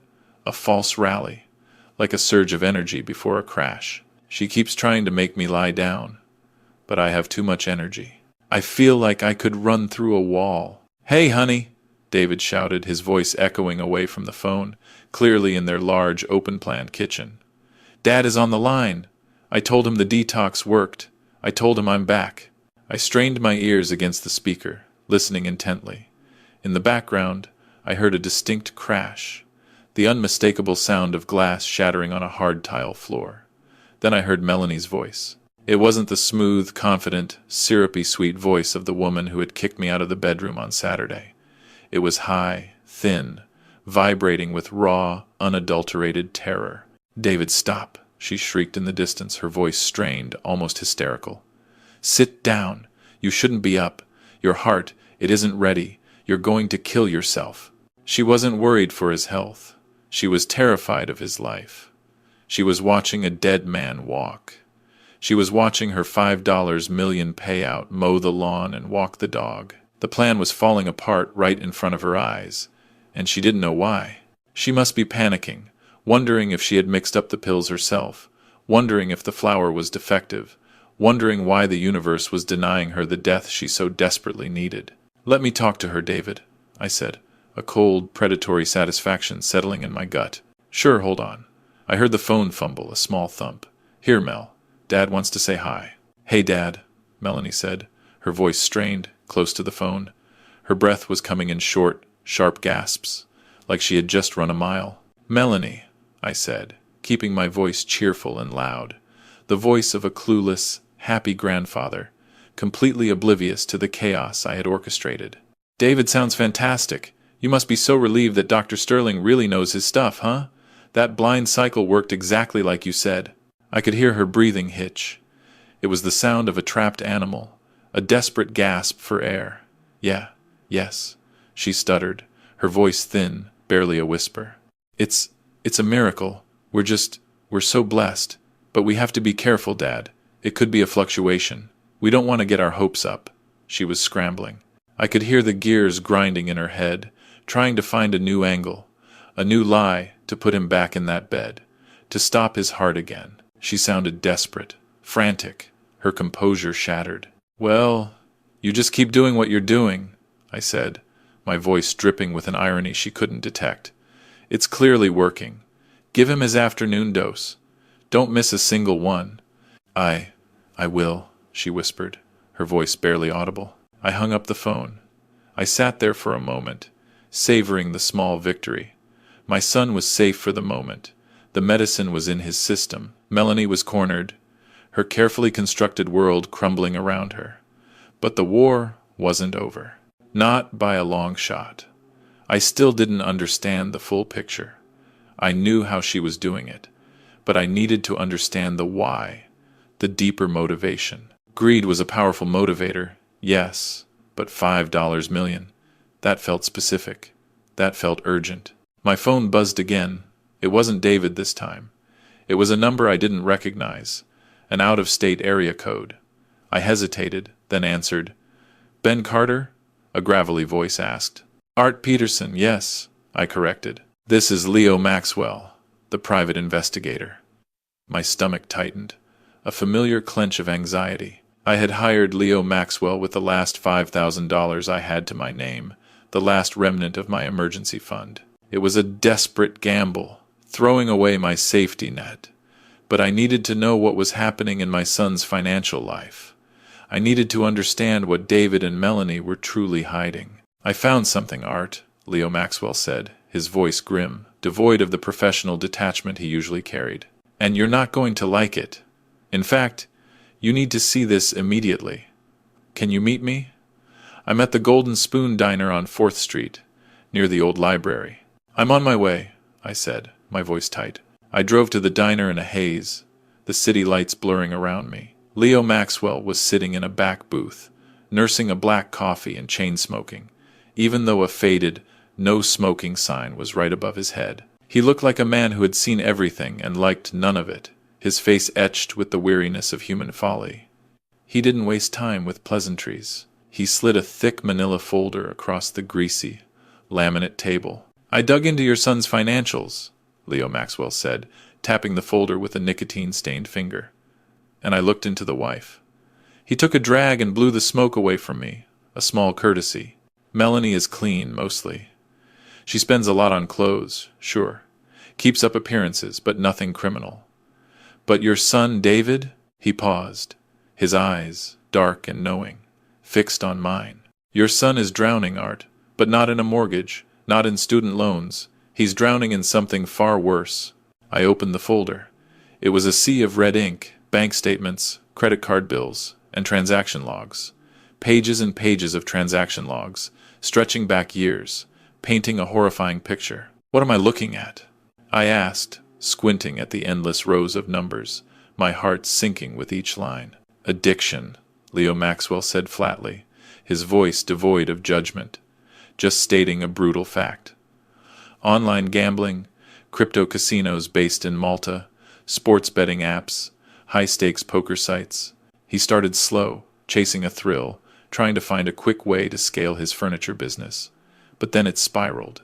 He flipped a page, pointing to a series of massive withdrawals from about 3 years ago. He lost the down payment you gave him in the first 6 months, Art, the $250,000. He tried to double it on a speculative crypto scheme and lost 80%. Then he tried to win it back on sports betting. He chased his losses, Art, and he kept digging. I felt the blood drain from my face, a sickening chill spreading through me. The $250,000. My house, Eleanor's memories, my retirement, all gone. Vaporized in an online casino while I was sleeping on a lumpy mattress, believing I had saved him. It gets worse, Leo Maxwell said, his voice dropping lower, almost a conspiratorial whisper. When the banks cut him off, when the credit cards were maxed out, he didn't stop. He went to private lenders, the kind that don't check credit scores, but do check where your kids go to school, what car your wife drives, where your parents live. Loan sharks, I whispered, the word tasting like ash in my mouth. Big ones, Leo Maxwell confirmed with a grim nod. A syndicate operating out of the east side. They run the numbers for half the city, mostly on desperate small business owners and high-risk gamblers. I found the digital paper trail on a burner phone account linked to his email. Threats, deadlines, pictures. He slid a glossy photo across the table. It was a grainy surveillance shot. My son, David, standing in a deserted parking lot, arguing with two large, menacing men next to a black SUV. David looked terrified, his shoulders slumped in defeat. He owes $300,000, Art, Leo Maxwell said. Principal plus vigorous interest, compounding daily. They are squeezing him. They told him if he didn't pay by the end of the month, that's next Tuesday, Art, they were going to start taking payment in blood. I stared at the photo. The image of my son, so vulnerable, so utterly lost. $300,000. My son wasn't just bad with money. He was a desperate, cornered addict who had dragged his family into a pit of vipers. And the insurance? I asked, my voice hollow, barely a breath. Leo Maxwell nodded. That's the kicker. He took out that $5 million policy 90 days ago through Apex Life Assurance. I checked the fine print. There's a suicide clause, Art. It's standard. If he kills himself within the first 2 years of the policy, it pays nothing. Zero. Not a dime. I sat back, the booth squeaking under my weight. The entire picture was shifting. It was rearranging itself into something even more horrifying than simple greed, more complex and infinitely more tragic. So, Melanie knows, I said, the realization dawning on me with chilling clarity. She knows about the debt. She knows about the threats. She has to, Leo Maxwell said, his eyes hard. He pulled out another photo. This one made my heart stop. It was a picture of my granddaughter, Chloe, playing on the swing set at her elementary school. It was taken from a distance, through a chain-link fence, a chilling, impersonal shot. They sent this to David's burner phone yesterday. Art, Leo Maxwell said. His voice clipped. The caption read, "Cute kid. Shame if she fell." They were threatening to kill his family. Art, my granddaughter. I felt sick. I wanted to vomit right there on the table, to purge the horror from my system. The pieces were clicking together with the sickening sound of a prison door slamming shut. Melanie wasn't just killing him for a payday to buy designer shoes or a lavish vacation home. She was killing him because there was a gun to her head, or, more accurately, to her daughter's head. If David died of natural causes like a heart attack caused by medical complications due to lack of medication, the insurance policy paid out the full $5 million. She could pay off the sharks. She could save the house. She could save Chloe. It was a twisted, horrific, yet terrifyingly logical plan. Kill the husband to save the child. Sacrifice one life to save two. So she's doing it to pay the debt, I murmured, the words barely audible. She's sacrificing him to save Chloe. Leo Maxwell shrugged, a non-committal gesture. Or maybe they're in it together. Maybe he knows. Maybe he doesn't. But one thing is clear, Art. The deadline the Sharks gave him, it's next Tuesday, the end of the month. I looked at the date on the calendar, hanging on the diner wall. Today was Friday. Tuesday was 4 days away. That was why she was panicking. That was why she was terrified when David started getting better, when my intervention had inadvertently sabotaged her desperate plan. She was running out of time. If David didn't die by Tuesday, the Sharks would come for Chloe. The detox had to work, and quickly, or it was all over. I stood up. My legs felt heavy, as if made of lead, but my mind was suddenly clear, focused with a terrifying intensity. The anger I had felt toward Melanie was still there, but it was complicated now. It was mixed with a chilling horror and a profound pity for the impossible situation she was in. My son had created this mess, his addiction, his lies, his desperate, foolish choices. He had invited the devil into his home, and now his wife was trying to pay the devil with his soul. I threw a crumpled $20 bill on the table for the coffee I hadn't touched. "Thank you, Leo," I said. "Where are you going?" Leo Maxwell asked, his eyes sharp, already knowing the answer. "I'm going to stop a murder," I said.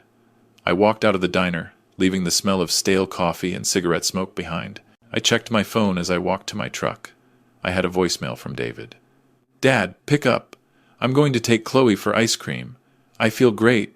This is the best day I've had in years." I listened to his happy, oblivious voice, full of renewed life. He was celebrating his health while the executioner sharpened the axe. He was buying ice cream for his daughter while his wife was probably frantically trying to figure out how to kill him faster, how to salvage their desperate plan. I realized then that I couldn't wait any longer. I couldn't play games with pill organizers and secret keys. The danger was real, tangible, and it was standing on their doorstep. The black SUV wasn't just a threat. It was a promise, a chilling prophecy waiting to be fulfilled. I started the engine. I wasn't going back to the apartment. I was going straight to their house. And this time, I wasn't going to knock. I wasn't going to play the frail old man, the confused grandfather. I was going to kick the door down and force the truth into the light before the sharks came to feed. I pulled out onto the road, my tires screeching in protest. Tuesday. I had until Tuesday. But looking at the desperation in Melanie's eyes earlier, I knew David might not make it through the night if I didn't act now. I was halfway to their house when my phone buzzed frantically against the dashboard, startling me. It was Leo Maxwell, the private investigator. His voice was tight, stripped of the earlier cynicism. He sounded like a man watching a train wreck in slow motion, unable to intervene. "Art," he said, his voice urgent, strained. "You need to get there now. I have eyes on the place. A black SUV just pulled up 3 houses down, no plates. 2 guys inside, and they are not delivering pizza.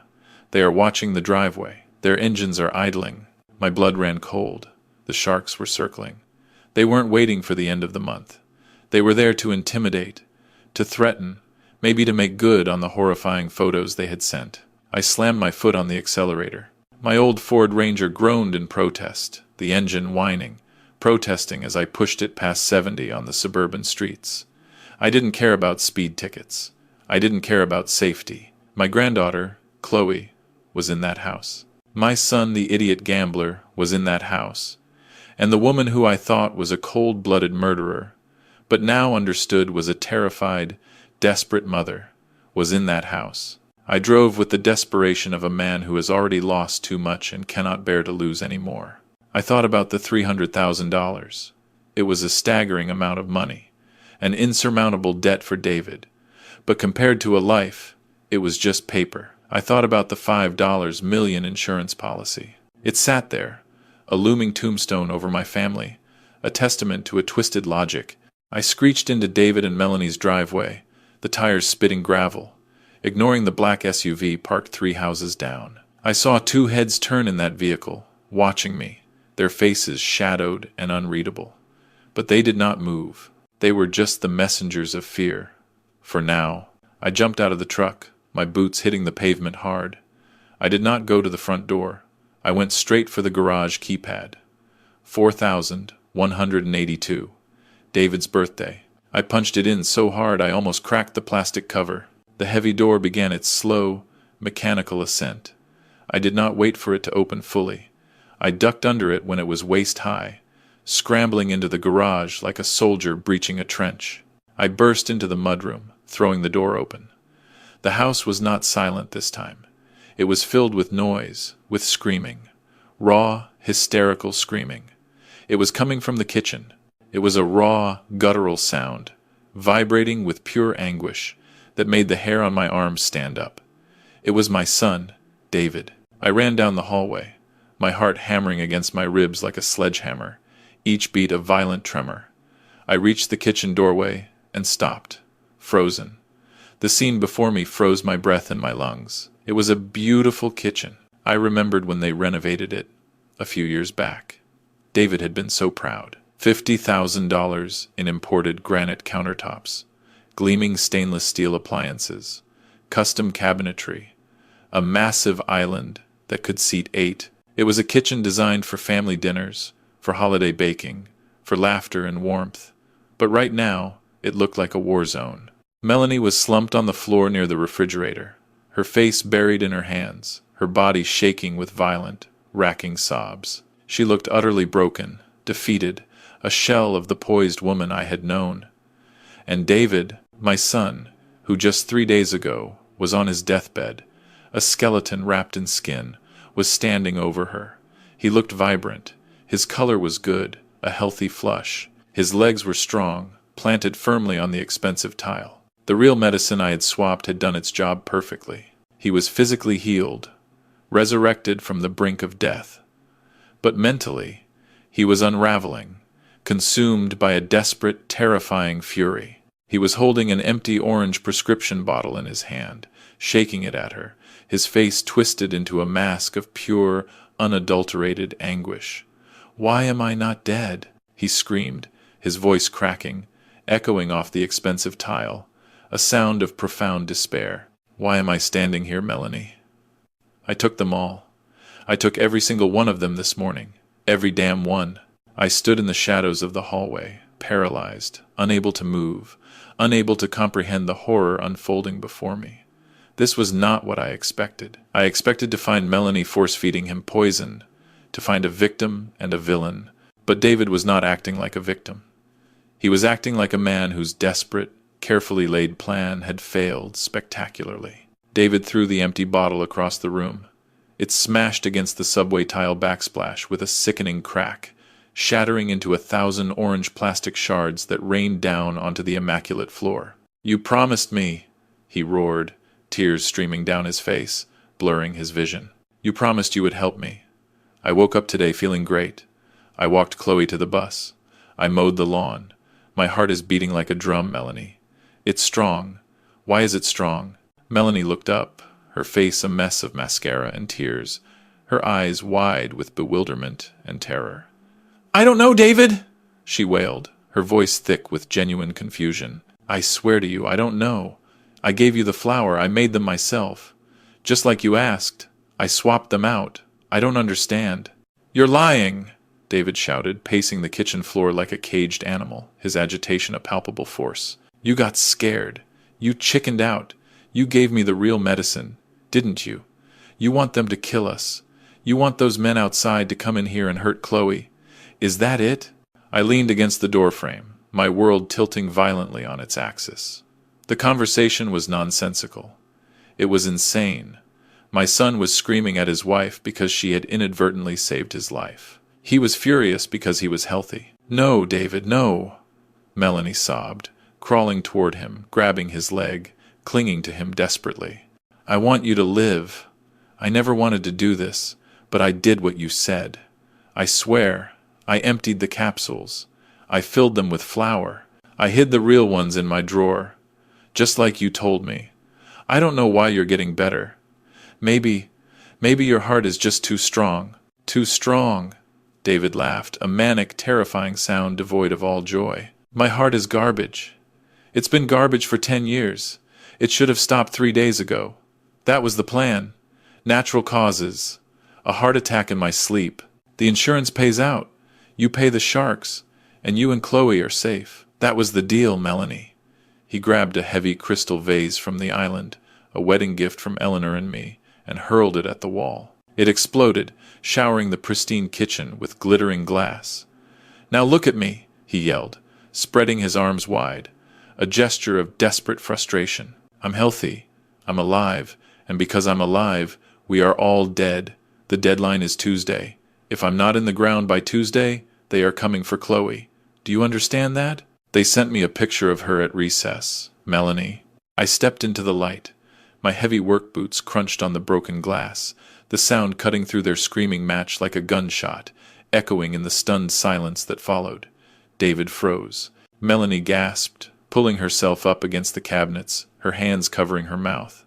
They both looked at me. Their eyes were wide, terrified, like children caught playing with matches while the house burned down around them. "Dad," David whispered, his face going pale, not from sickness, but from profound shame and dawning realization. I did not say a word. I walked to the center of the kitchen, my boots crunching on the glass. I reached into the deep pocket of my canvas work jacket. My hand closed around the Ziploc bag Ricardo had given me, the bag filled with the small, white, crumbly flour pills we had removed from David's organizer.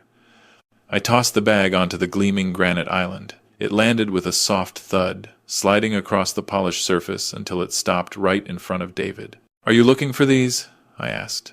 My voice was low, steady, dangerously calm, the voice of a judge delivering a verdict. The silence in that kitchen was heavier than any steel beam I had ever lifted, more oppressive than any weight. The Ziploc bag of flour pills sat on the granite island like a grenade that had already gone off, leaving us in the wreckage. David stared at the white powder, his chest heaving, his face a mask of absolute devastation. He didn't look like a man who had been saved. He looked like a man who had just watched his last lifeboat sink, leaving him stranded in a terrifying ocean. You switched them back," David whispered, his voice trembling, barely audible. "You broke into my house and switched them back." "I saved your life, son," I said, my voice hard, unwavering. "And you are standing there screaming because you are still breathing. Explain that to me. Explain to me why my son wants to die so badly he's yelling at his wife for not killing him." David collapsed. It wasn't a slow slide this time. His legs just gave out, like strings cut. He hit the floor hard, his knees crunching on the broken glass from the vase he had thrown. He didn't seem to feel the pain. He put his head in his hands and let out a sound that I will never forget. It was a howl, a raw, primal sound of pure animal despair, the sound of a man utterly broken. "It wasn't her, Dad," he sobbed, rocking back and forth on the floor. "It wasn't Melanie. She didn't want to do it. I made her. I forced her." I looked at Melanie. She was huddled in the corner, her arms wrapped around herself, shaking violently, her eyes wide and pleading, tears cutting tracks through her smeared makeup. She didn't look like a mastermind. She looked like a woman who had been broken into a million pieces. "What do you mean you made her?" I asked, stepping closer to David, my own heart aching with a pain I hadn't felt since Eleanor's death. David looked up. His eyes were bloodshot, wild, filled with a desperate, primal fear. "I owe them $300,000, Dad. Not the bank, not the credit card company. I owe the kind of people who don't file lawsuits. They file missing persons reports." He took a shuddering, ragged breath, trying to regain some composure. "They came to me last month, 2 guys in a black van. They showed me pictures, Dad. Pictures of Melanie coming out of the grocery store. Pictures of Chloe on the playground at school. They knew her schedule. They knew her teacher's name. They told me the deadline was the end of the month. If I didn't pay the $300,000 plus interest, they were going to take it out on them. They detailed exactly what they would do to Chloe." I felt a cold chill run down my spine, a shiver of pure, visceral horror. I had dealt with tough guys on construction sites, with loan sharks for contractors who couldn't make payroll. But this was different. This was pure evil, a calculated, ruthless brutality that went beyond mere money. "So I tried to find a way out," David continued, his voice cracking, thick with shame. "I tried to get loans. I tried to gamble my way back up, investing in more crypto, more high-risk stocks, but I just dug the hole deeper. And then I realized I'm worth more dead than alive." He pointed a trembling finger at the kitchen counter where a stack of mail, including the Apex Life Assurance envelope, sat. The policy, $5 million. I took it out when I got the promotion last year, before everything fell apart. I checked the fine print, Dad. I read every single word. There's a suicide clause. If I put a gun in my mouth, or if I drive my car into a wall, they pay nothing. Zero. The policy is void for 2 years for self-inflicted death. He looked at me, begging me to understand his twisted, desperate logic, his eyes full of pain. "But if I die of natural causes, if my bad heart just finally gives out, they pay. They pay $5 million tax-free.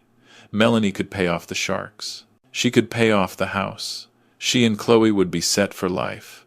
They would be safe. They would be free." I stared at him, at my son, the boy I taught to ride a bike, the man I was once so proud of.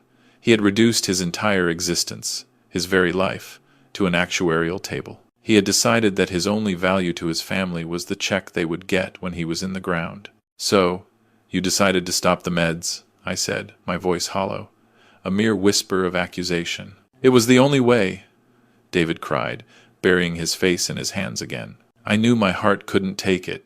Without the antiarrhythmics, the pressure would build up. It would look like a standard cardiac arrest. No questions asked. The coroner would see my medical history and sign the death certificate. It would be clean. "And Melanie?" I asked, looking at her, huddled and trembling in the corner. "How did you get her to agree to this? How did you get your wife to become your executioner?" David squeezed his eyes shut, as if the memory was too painful to bear. "I told her everything. I told her about the threats. I showed her the pictures of Chloe. She wanted to go to the police, but I told her we couldn't. If we went to the cops, the sharks would know. They would hurt Chloe, just to prove a point. I told her there was no other way out." He looked at Melanie, his expression full of shame and profound sorrow. "She refused. Dad, for days she refused. She begged me to find another way. She said she would sell the house, sell her jewelry, work 3 jobs, but I knew it wouldn't be enough. Not in time. So, I gave her an ultimatum." "Ultimatum?" I repeated, my voice laced with disbelief. "I told her if she didn't help me do it quietly with the pills, I would go find the sharks myself. I told her I would provoke them. I told her I would make sure they killed me in the street. And I told her that if I did that, there was no guarantee they wouldn't hurt her and Chloe anyway.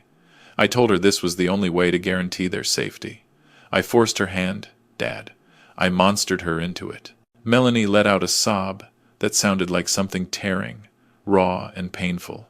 "I did not want to, Art," she wailed, lifting her tear-streaked face. "I swear I measured the flour. I cried every time I filled those capsules. Every time I handed him that lunchbox, I felt like I was dying inside.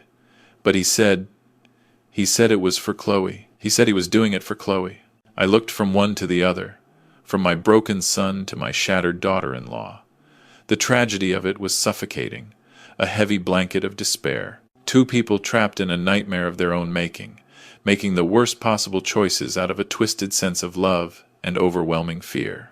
"So, the detox," I said, looking at Melanie, "the specialist from the Mayo Clinic, the cardioregenesis protocol, that was all you."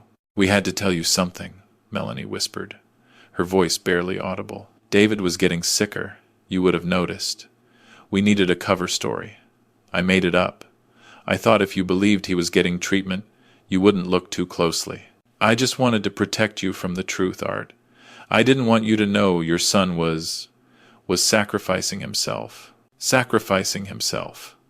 The words hung in the air, a chilling indictment of David's delusion. He didn't see this as suicide. He saw it as martyrdom. He thought he was being a hero, a savior. "You fool," I whispered, my voice raw with grief and anger. "You absolute, self-deluded fool." I walked over to David, who was still huddled on the floor amidst the broken glass. He flinched, expecting me to hit him. Maybe I should have. Maybe he needed it, a jolt back to reality. But I couldn't. I looked down at him, at the man who had thrown away his dignity, his life, and his wife's soul. All for money, all for a twisted idea of love. "You think this is brave?" I asked, my voice shaking with suppressed rage, with the sheer disappointment and pain. "You think leaving your wife with the memory of killing you is brave? You think leaving your daughter without a father is brave? You are not a hero, David. You are a coward, a selfish, pathetic coward."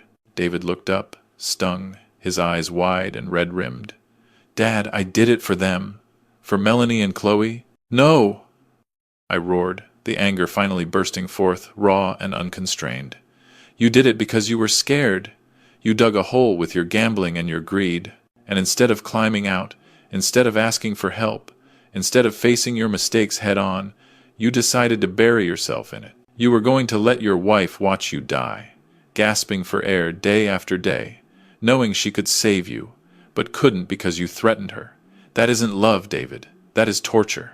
I pointed at Melanie, still trembling in the corner. "Look at her. Look what you did to her. You didn't save her. You destroyed her. Even if the plan worked, even if you died and she got the money, how was she supposed to live with that? Every time she spent a dime of that $5 million, she would remember that she murdered her husband to get it. You were going to turn her into a shell, just like you, hollowed out by guilt and grief." David looked at Melanie, really looked at her, his eyes finally clearing, seeing her not as an accomplice, but as a victim. He saw the raw terror in her eyes, the broken posture, the profound despair. He saw the immense toll his so-called sacrifice had taken on her. He slumped forward, utterly defeated, the last vestiges of his self-delusion crumbling away. I didn't know what else to do," he whispered, his voice broken, barely audible. "I was so scared. The image of my son, the strong, capable man I thought I raised, the creative entrepreneur, crumbled before my eyes. He wasn't a villain, he wasn't even truly a victim of Melanie, but of his own weakness. He was just a profoundly weak man who had made a series of catastrophic mistakes and then tried to fix them with the ultimate, most tragic mistake. I felt a profound sense of loss. I had grieved my wife 6 months ago. Now I was grieving the son I thought I had. That man was gone, shattered by his own choices. In his place was this broken, foolish creature, bleeding on the kitchen floor, physically healed, but spiritually devastated. But he was still my son. And he was still alive. "Get up," I said. My voice was tired, bone-weary, but firm. David didn't move, his head still in his hands. I said, "Get up." I grabbed him by the arm, my old man's strength surprising me, and hauled him to his feet. He swayed, unsteady, a puppet whose strings had been cut. "The deadline," he mumbled, his eyes wide with a renewed fear. "It's Tuesday, Dad. They're going to come." "Let them come," I said, my voice resolute, unwavering. "We are done hiding. We are done with lies, and we are certainly done with dying." I looked at the orange bottle he had smashed on the wall. The real medicine was scattered among the glass shards. "Pick it up," I told Melanie, my voice softer but still commanding. "Pick up every single pill. Every last one." She nodded frantically, scrambling to her knees to gather the precious tablets. "We are going to fix this," I said, looking David straight in the eye, forcing him to meet my gaze. "But not your way. We are going to do it the hard way, the honest way." David shook his head, a fresh wave of despair washing over him. "We don't have $300,000, Dad. We have nothing." "I know," I said, "but I am still your father, and I am not done yet." I turned away from him, unable to look at his pathetic, fragile hope any longer. I walked to the window and looked out at the street. The black SUV was still there, a dark, silent sentinel, watching, waiting. I pulled out my phone. I had one card left to play. One card I had saved for 40 years. A contingency plan I had hoped I would never have to use. It would cost me everything I had left, every shred of pride, every remaining year of my life. But as I looked at my broken son and his terrified wife, I knew I had to play it. I dialed the number. It rang once, twice. "Eddie?" I said when the gruff, familiar voice answered on the third ring. "It's Art. I need a favor. A big one." "Name it, Art," Eddie Kowalski said, his voice surprisingly gentle for a man known as Big Eddie in the trucking and logistics world. He didn't ask for collateral. He didn't ask for a contract. He just asked for my word. And in that moment, my word was worth $300,000. I hung up the phone and looked at the two broken people in front of me.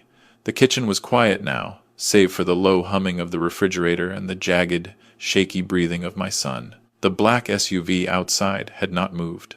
The sharks were still waiting, circling, but now I had the bait to make them leave. But there was still one thing I could not wrap my head around. One jagged, confounding piece of this nightmare that did not fit, that twisted my stomach. I looked at the crumpled beneficiary form lying on the floor amidst the shattered glass. I bent down and picked it up, my joints popping in the silence. I smoothed it out on the granite countertop. Arthur Peterson. My name stared up at me. Not Melanie, not Chloe, me. I looked at David.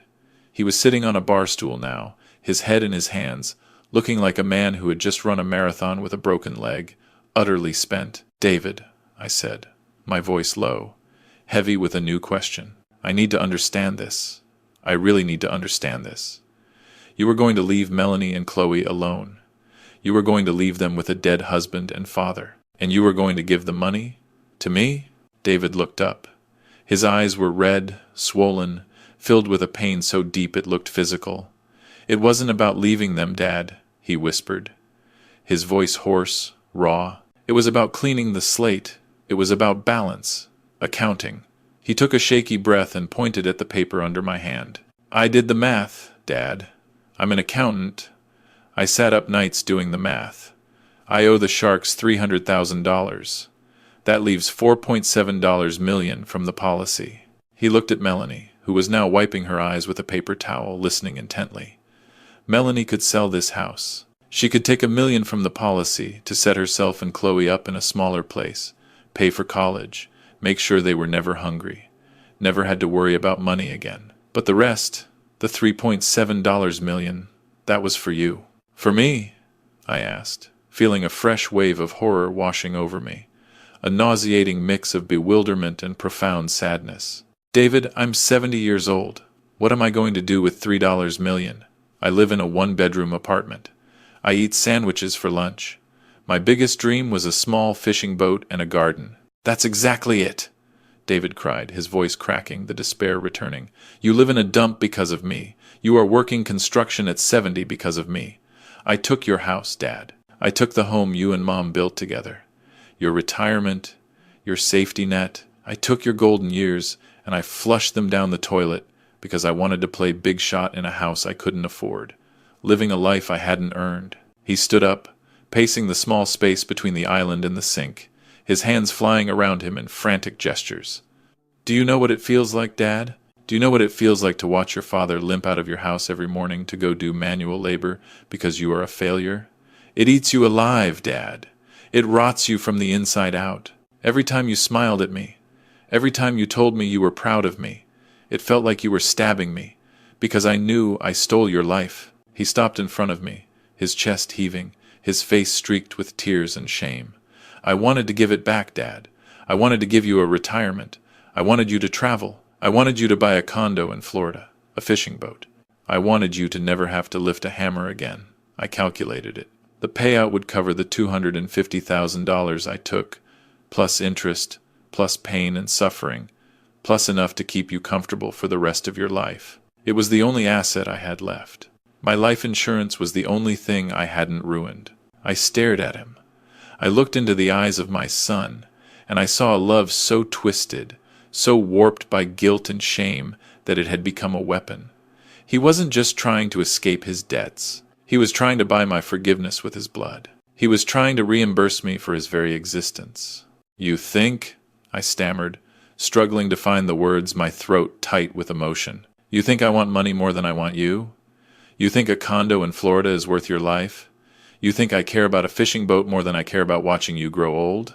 I thought it was the only way to fix it, David said, his voice dropping to a whisper, the last of his energy draining away. I thought if I was gone, the burden would be gone. You would be rich. Melanie and Chloe would be safe. The Sharks would be paid. Everyone wins, except me, and I didn't deserve to win. I felt my knees give out. I grabbed the edge of the counter to steady myself, my old hands shaking. This was the true horror. Not the drugs, not the Sharks, not even Melanie's cold calculation, but the fact that my son felt so worthless, so crushed by the weight of his own mistakes, that he thought his death was the most valuable thing he could offer us. He had commodified his own suicide. He had turned his death into a transaction, a final accounting entry to balance the books of his life. It was the most foolish, stupid, heartbreaking thing I had ever heard. I looked at Melanie. She was looking at David with a mixture of horror and profound pity, her own tears forgotten for a moment. She had lived with this. She had lived with a man who was actively calculating the ROI of his own death, the payout versus his life. David, I said, my voice shaking with a deep paternal sorrow, you are an accountant. You are good with numbers, but you are an idiot with people, especially with your father.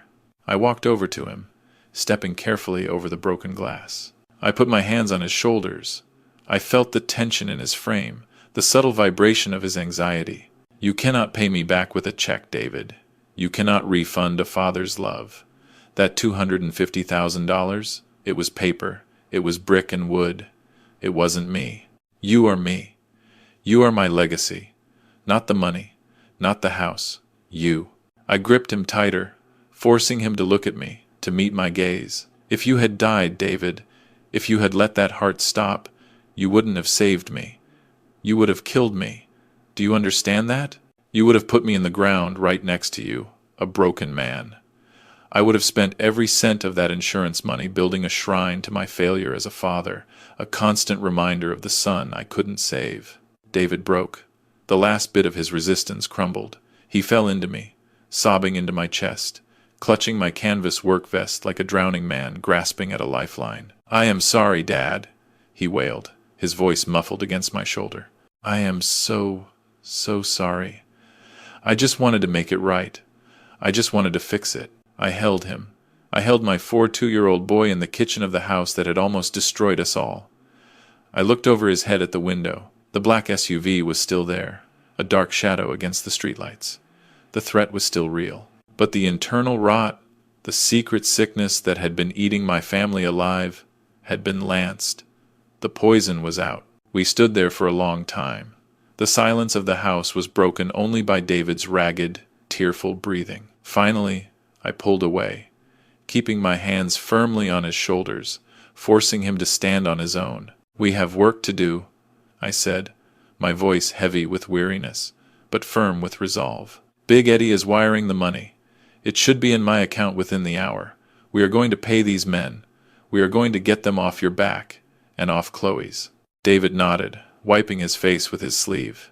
He looked exhausted, drained, but for the first time in weeks, he didn't look like he was dying. He looked like a man who had just woken up from a long, terrifying nightmare, blinking into the harsh light of dawn. And then David asked, his voice still shaky, "What happens then?"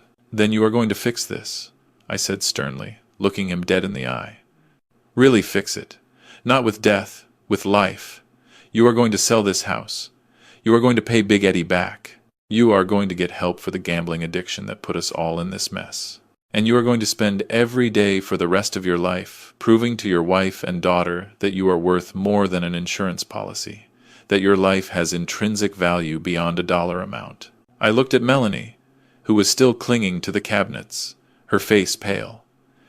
"And you," I said, my voice softening slightly, but still commanding. "You are going to help him. You are going to stop enabling him. You are going to stop hiding secrets in your underwear drawer. You are going to be a partner, not an accomplice. You are going to fight for your family. Honestly." Melanie nodded, fresh tears spilling down her cheeks, but this time they were tears of relief, of a burden lifted. "Yes, Art," she promised, her voice a broken whisper. "Yes, I promise. Anything." My phone pinged. I pulled it out. A text message from my bank. "Transfer received. $301,000. I looked at the number. It was a fortune. It was my freedom. It was my carefully planned future. And I was about to hand it over to a bunch of criminals to clean up my son's mess. But as I looked at David, standing there, breathing, his heart beating a strong, steady rhythm in his chest, his eyes clear for the first time in months, I knew I had gotten the better end of the deal. "Let's go," I said, turning toward the garage door. "Let's go pay the bill." We walked out of the house together. 3 generations of Petersons, if you counted the ghost of the man I used to be, the carefree retiree who had planned to fish by a lake. We walked down the driveway, David and Melanie clinging to each other, toward the black SUV. I held the phone in my hand like a shield, the screen glowing with the confirmation of the transfer. I was 70 years old. I was broke. I was tired. But I was a father. And today, that was enough. The black SUV was a dark, menacing stain against the suburban twilight, a predator lurking in the shadows. 2 men sat inside, their faces shadowed, but their intent clear. They were not here to talk. They were here to collect, one way or another. I marched down the driveway, my boots crunching loudly on the gravel. My heart was hammering a frantic rhythm against my ribs, a wild drumbeat, but my face was stone, impassive. I was Art Peterson. I had stared down collapsing tunnels and swaying cranes in my youth. I would not blink now. David trailed behind me, his steps heavy with terror, his shoulders slumped in defeat. I could hear his ragged breathing, sharp and shallow. He looked like a man walking to his own execution, facing the consequences of his disastrous choices. Melanie stood on the porch, clutching her chest, her eyes wide with panic, a silent, trembling witness. The passenger window of the SUV rolled down with a low hum. A man looked out. He had a face like a clenched fist, scarred and hard, his eyes cold and calculating. "Who are you, old man?" he asked, his voice like gravel in a mixer, rough and abrasive. "I am his father," I said, stopping 3 feet from the car, my stance firm, unyielding. "And I am here to settle the account." The man laughed. It was a dry, humorless sound, devoid of mirth. "Unless you're Santa Claus, old man, you don't have what we need. Your boy owes us 300 large, and the clock is ticking." David stepped forward, his voice trembling, barely audible. "Please, just leave my family out of it. I need more time." "We don't give time," the man said, opening the door. He stepped out. He was big, towering over me, a hulking presence that radiated menace. He took a step toward David, his hand reaching into his jacket, a clear, unmistakable threat. I stepped in between them, planting my feet firmly on the pavement. I felt the arthritis in my knees flare, a sharp, familiar pain, but I ignored it, pushing it down. "I am settling it," I growled, my voice low and dangerous. "Right now. Wire transfer. Give me the routing number." The man stopped, his hand still in his jacket. He looked down at me, sizing me up, his eyes scanning my worn work clothes, my gray hair, the defiant fire in my eyes. He smirked, a cruel, mocking twist of his lips. "Okay, Pops, you want to play hero? Go ahead. But you better not be wasting my time." He recited the numbers, a string of digits that represented my future. I pulled out my phone. My fingers were steady, unwavering, as I punched them into my banking app. $300,000. It was everything Big Eddie had just loaned me. It was my freedom. It was my dignity.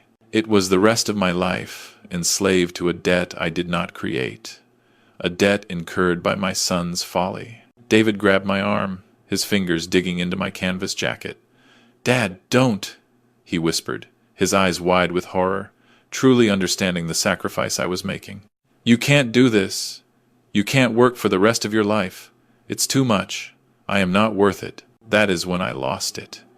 The rage, the fear, the exhaustion, the pain, the profound disappointment, it all boiled over in a sudden, violent surge. I turned and I slapped him. It was not a gentle tap, not a reproving pat. It was a hard, stinging slap across his face that echoed in the quiet street.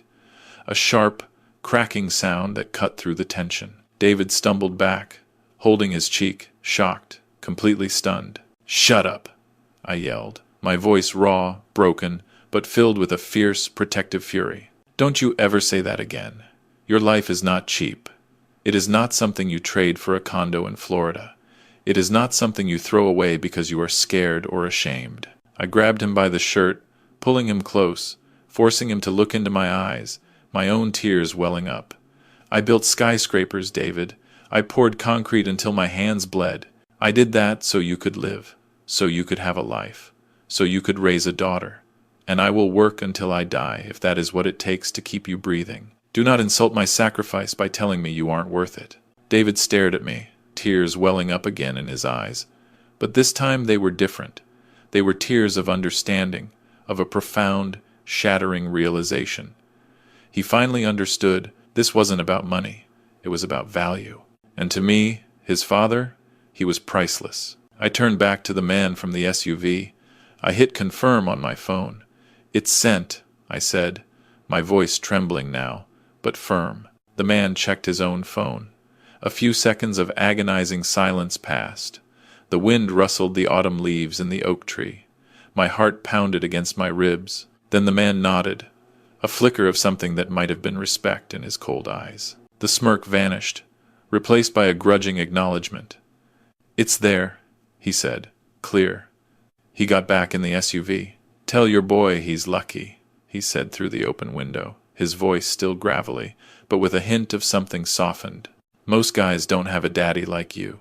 The SUV backed out of the driveway, its tires silent now, and drove away, disappearing down the street into the deepening twilight. The threat was gone. The sharks had been fed. I let out a long, shuddering breath. My shoulders sagged. The adrenaline left me, a sudden, debilitating drain, and suddenly I felt every day of my 70 years. I was tired, so tired. "Dad," David whispered, stepping closer, his voice hoarse, filled with awe and despair. "Where did you get that money? Who gave you $300,000? I looked at him. I looked at the house, bathed in the soft glow of the porch light.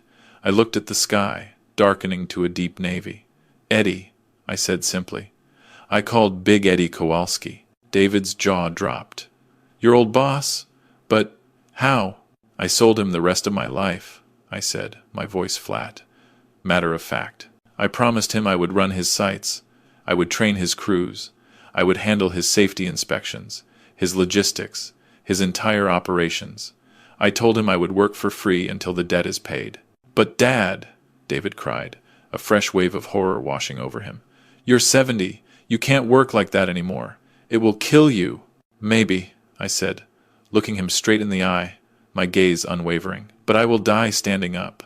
I will die working, and I will die knowing my son is alive to raise his daughter, to make his own life right." I walked over to the porch where Melanie was standing. She looked at me with awe, her eyes wide, glistening with tears. She had been ready to kill her husband to save her daughter. She had seen no other way out of the impossible bind David had created. And I had just shown her that there is always another way, if you are willing to pay the price. "It's done," I told her. "They are gone." Melanie burst into tears again, a release of unimaginable tension, and reached out to hug me. I let her. I held them both, my son and his wife, right there in the driveway, under the silent, watchful eye of the suburban homes. We were a mess. We were broke. We were broken, but we were alive. "I am sorry," David kept saying, his voice muffled against my shoulder. "I am so sorry." "Sorry doesn't pay the rent," I said, pulling away gently. "We have work to do, real work, hard work." I looked at David, my gaze firm. "First thing tomorrow, we are listing this house. You are going to sell it. You are going to take whatever equity is left, and you are going to pay off your credit cards. You are going to move into an apartment, a small one you can afford, one that is honest." David nodded vigorously, his head bobbing. Yes, absolutely. Anything. Whatever you say, Dad. And you," I said to Melanie, my eyes steady, "you are going to get a job. I don't care if it is bagging groceries or filing papers at a doctor's office. You are going to contribute. No more secrets. No more hiding in the bedroom, hiding from reality. You are going to be a partner, not an accomplice. You're going to build something real with him." "I will, Art," Melanie promised, fresh tears spilling down her cheeks. "I will start looking tomorrow, I swear." "And David," I said, my voice dropping low, serious, leaving no room for argument. "Gamblers Anonymous, starting tonight. If I find out you bet on so much as a coin toss, if you so much as look at a sports betting app again, I will personally drive you to the police station. I will not save you again from yourself. Do you understand?" "I promise, Dad," David said, his eyes clear and resolute, finally understanding the true cost of his addiction. "I am done. I swear it. I'll go tonight." I looked at them. They were scared. They were ashamed. But they were listening. For the first time in years, they were actually listening, really hearing the gravity of their situation, the depth of the hole they had dug. I walked back to my truck. I needed to sit down. My legs were shaking, weak with exhaustion. I had just signed away my freedom. I had just committed to years of grueling labor when I should be resting, enjoying my final chapters. But as I looked back at my son, who was holding his wife, alive and safe, standing there under the porch light, I knew I had made the trade of the century. I had bought my son's life for the price of my own comfort, my own peace. It was a bargain. I climbed into the truck, the worn seat creaking under my weight. I looked at my hands on the steering wheel. They were old hands, weathered, scarred, the skin mottled with age spots. But they were strong hands, hands that could still work, hands that could still build. I started the engine. I had a shift tomorrow, a long one. Big Eddie would expect me at the site at 6 a.m. sharp, and I would be there. I would be the first one there, because that is what a father does. I drove away from the colonial mansion that had almost become a mausoleum, leaving its false grandeur behind. I headed back to my leaky apartment, my modest dwelling. I was poorer than I had ever been. I was deeper in debt than I had ever been. But as I drove through the city streets, the traffic a blurry stream of red and white lights, I felt lighter than air. I had won. I had beaten the sharks. I had beaten the lies. I had beaten death itself, snatching my son from its icy grip, and I had done it with nothing but a lunchbox and the raw, unvarnished truth. The road ahead was going to be hard. It was going to be long. But for the first time in 6 months, I wasn't driving alone. I had my son back, truly back, and that was worth every drop of sweat I had left in me. The for sale sign went up on the manicured lawn of the colonial mansion the very next morning. It stood there like a white flag of surrender, signaling the end of an era of pretense, of living beyond their means, of chasing an illusion. We listed it for $1.1 million, a realistic price for a quick sale.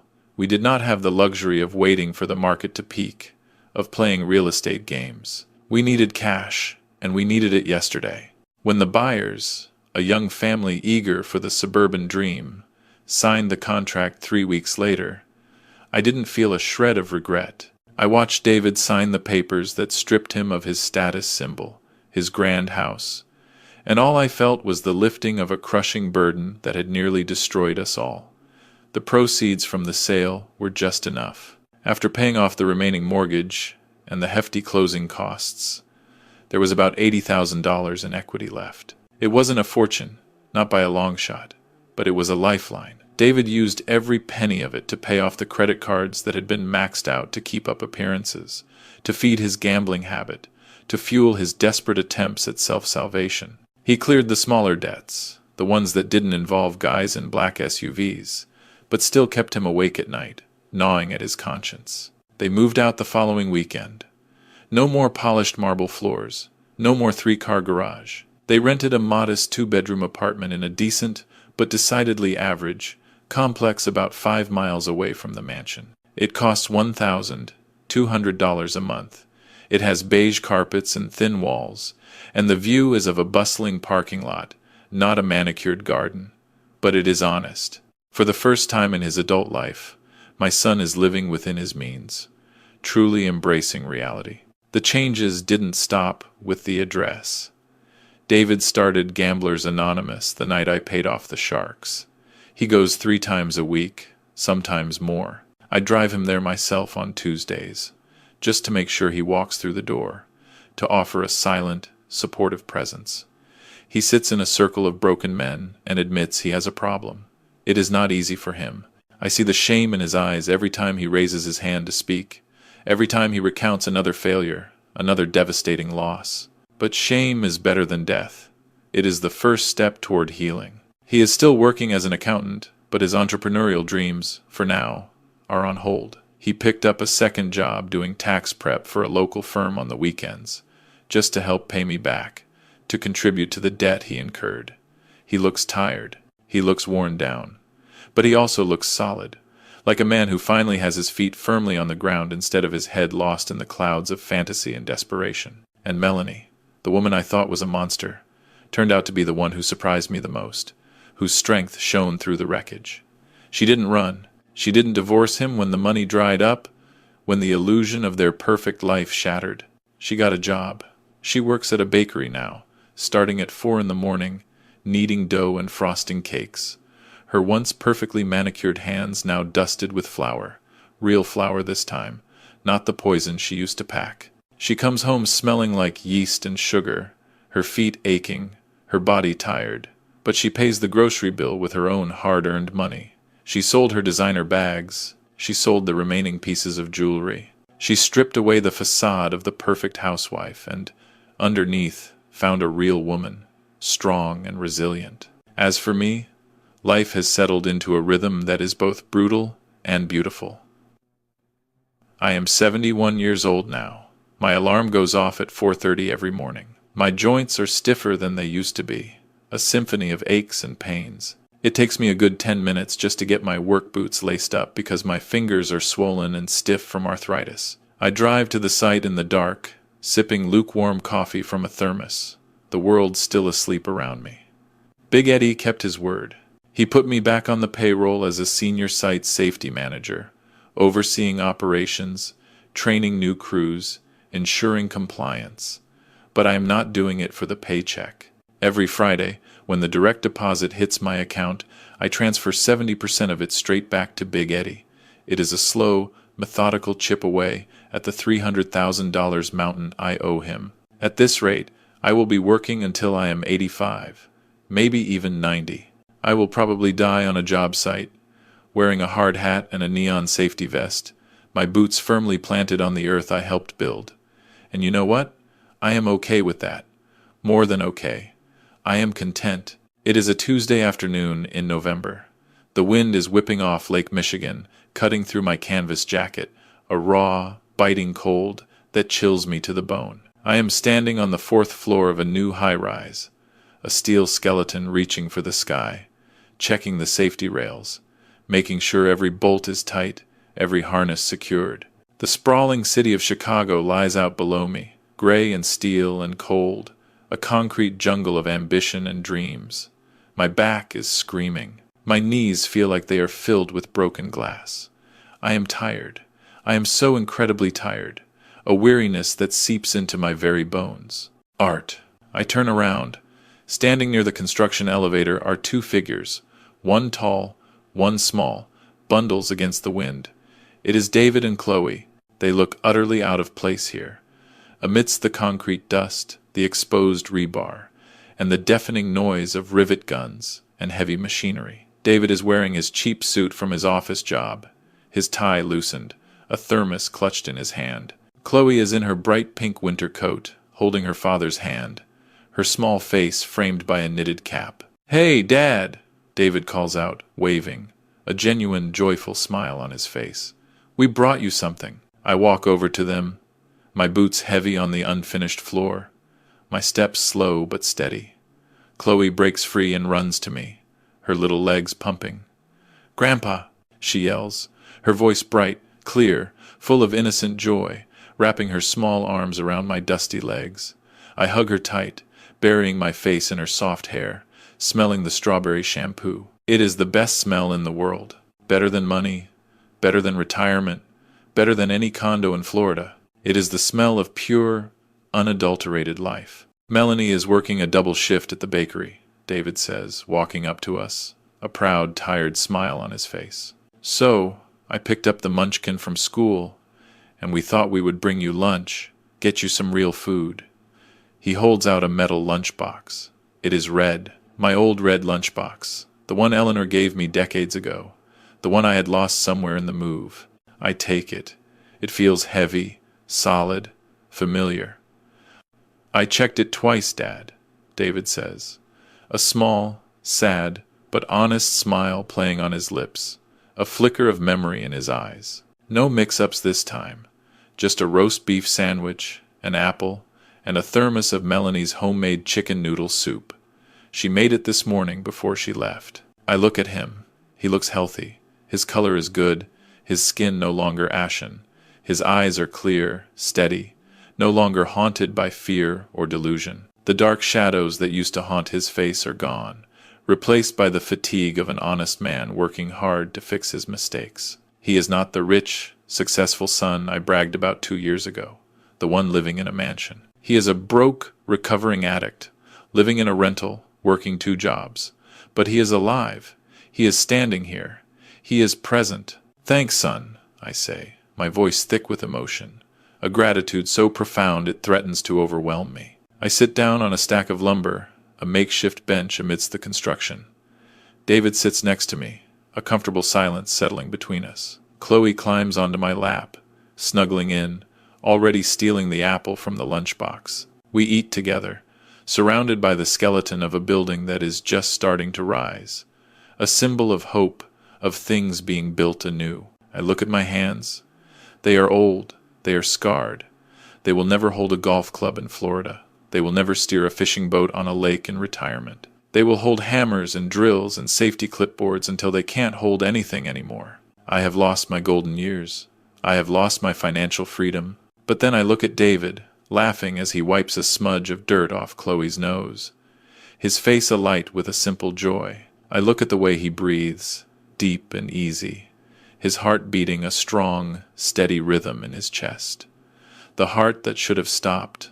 The heart I restarted with a stolen key and a desperate gamble. I realized something then. We spend our lives trying to build things, houses, bank accounts, legacies, empires. We think that is what makes us fathers, what defines our worth. We think providing is about the check we write, the material comforts we offer. But it isn't.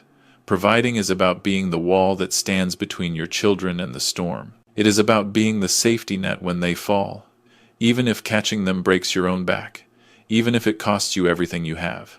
I took another bite of the roast beef sandwich. It tasted like horseradish and simple, wholesome bread. It tasted like life. I am Art Peterson.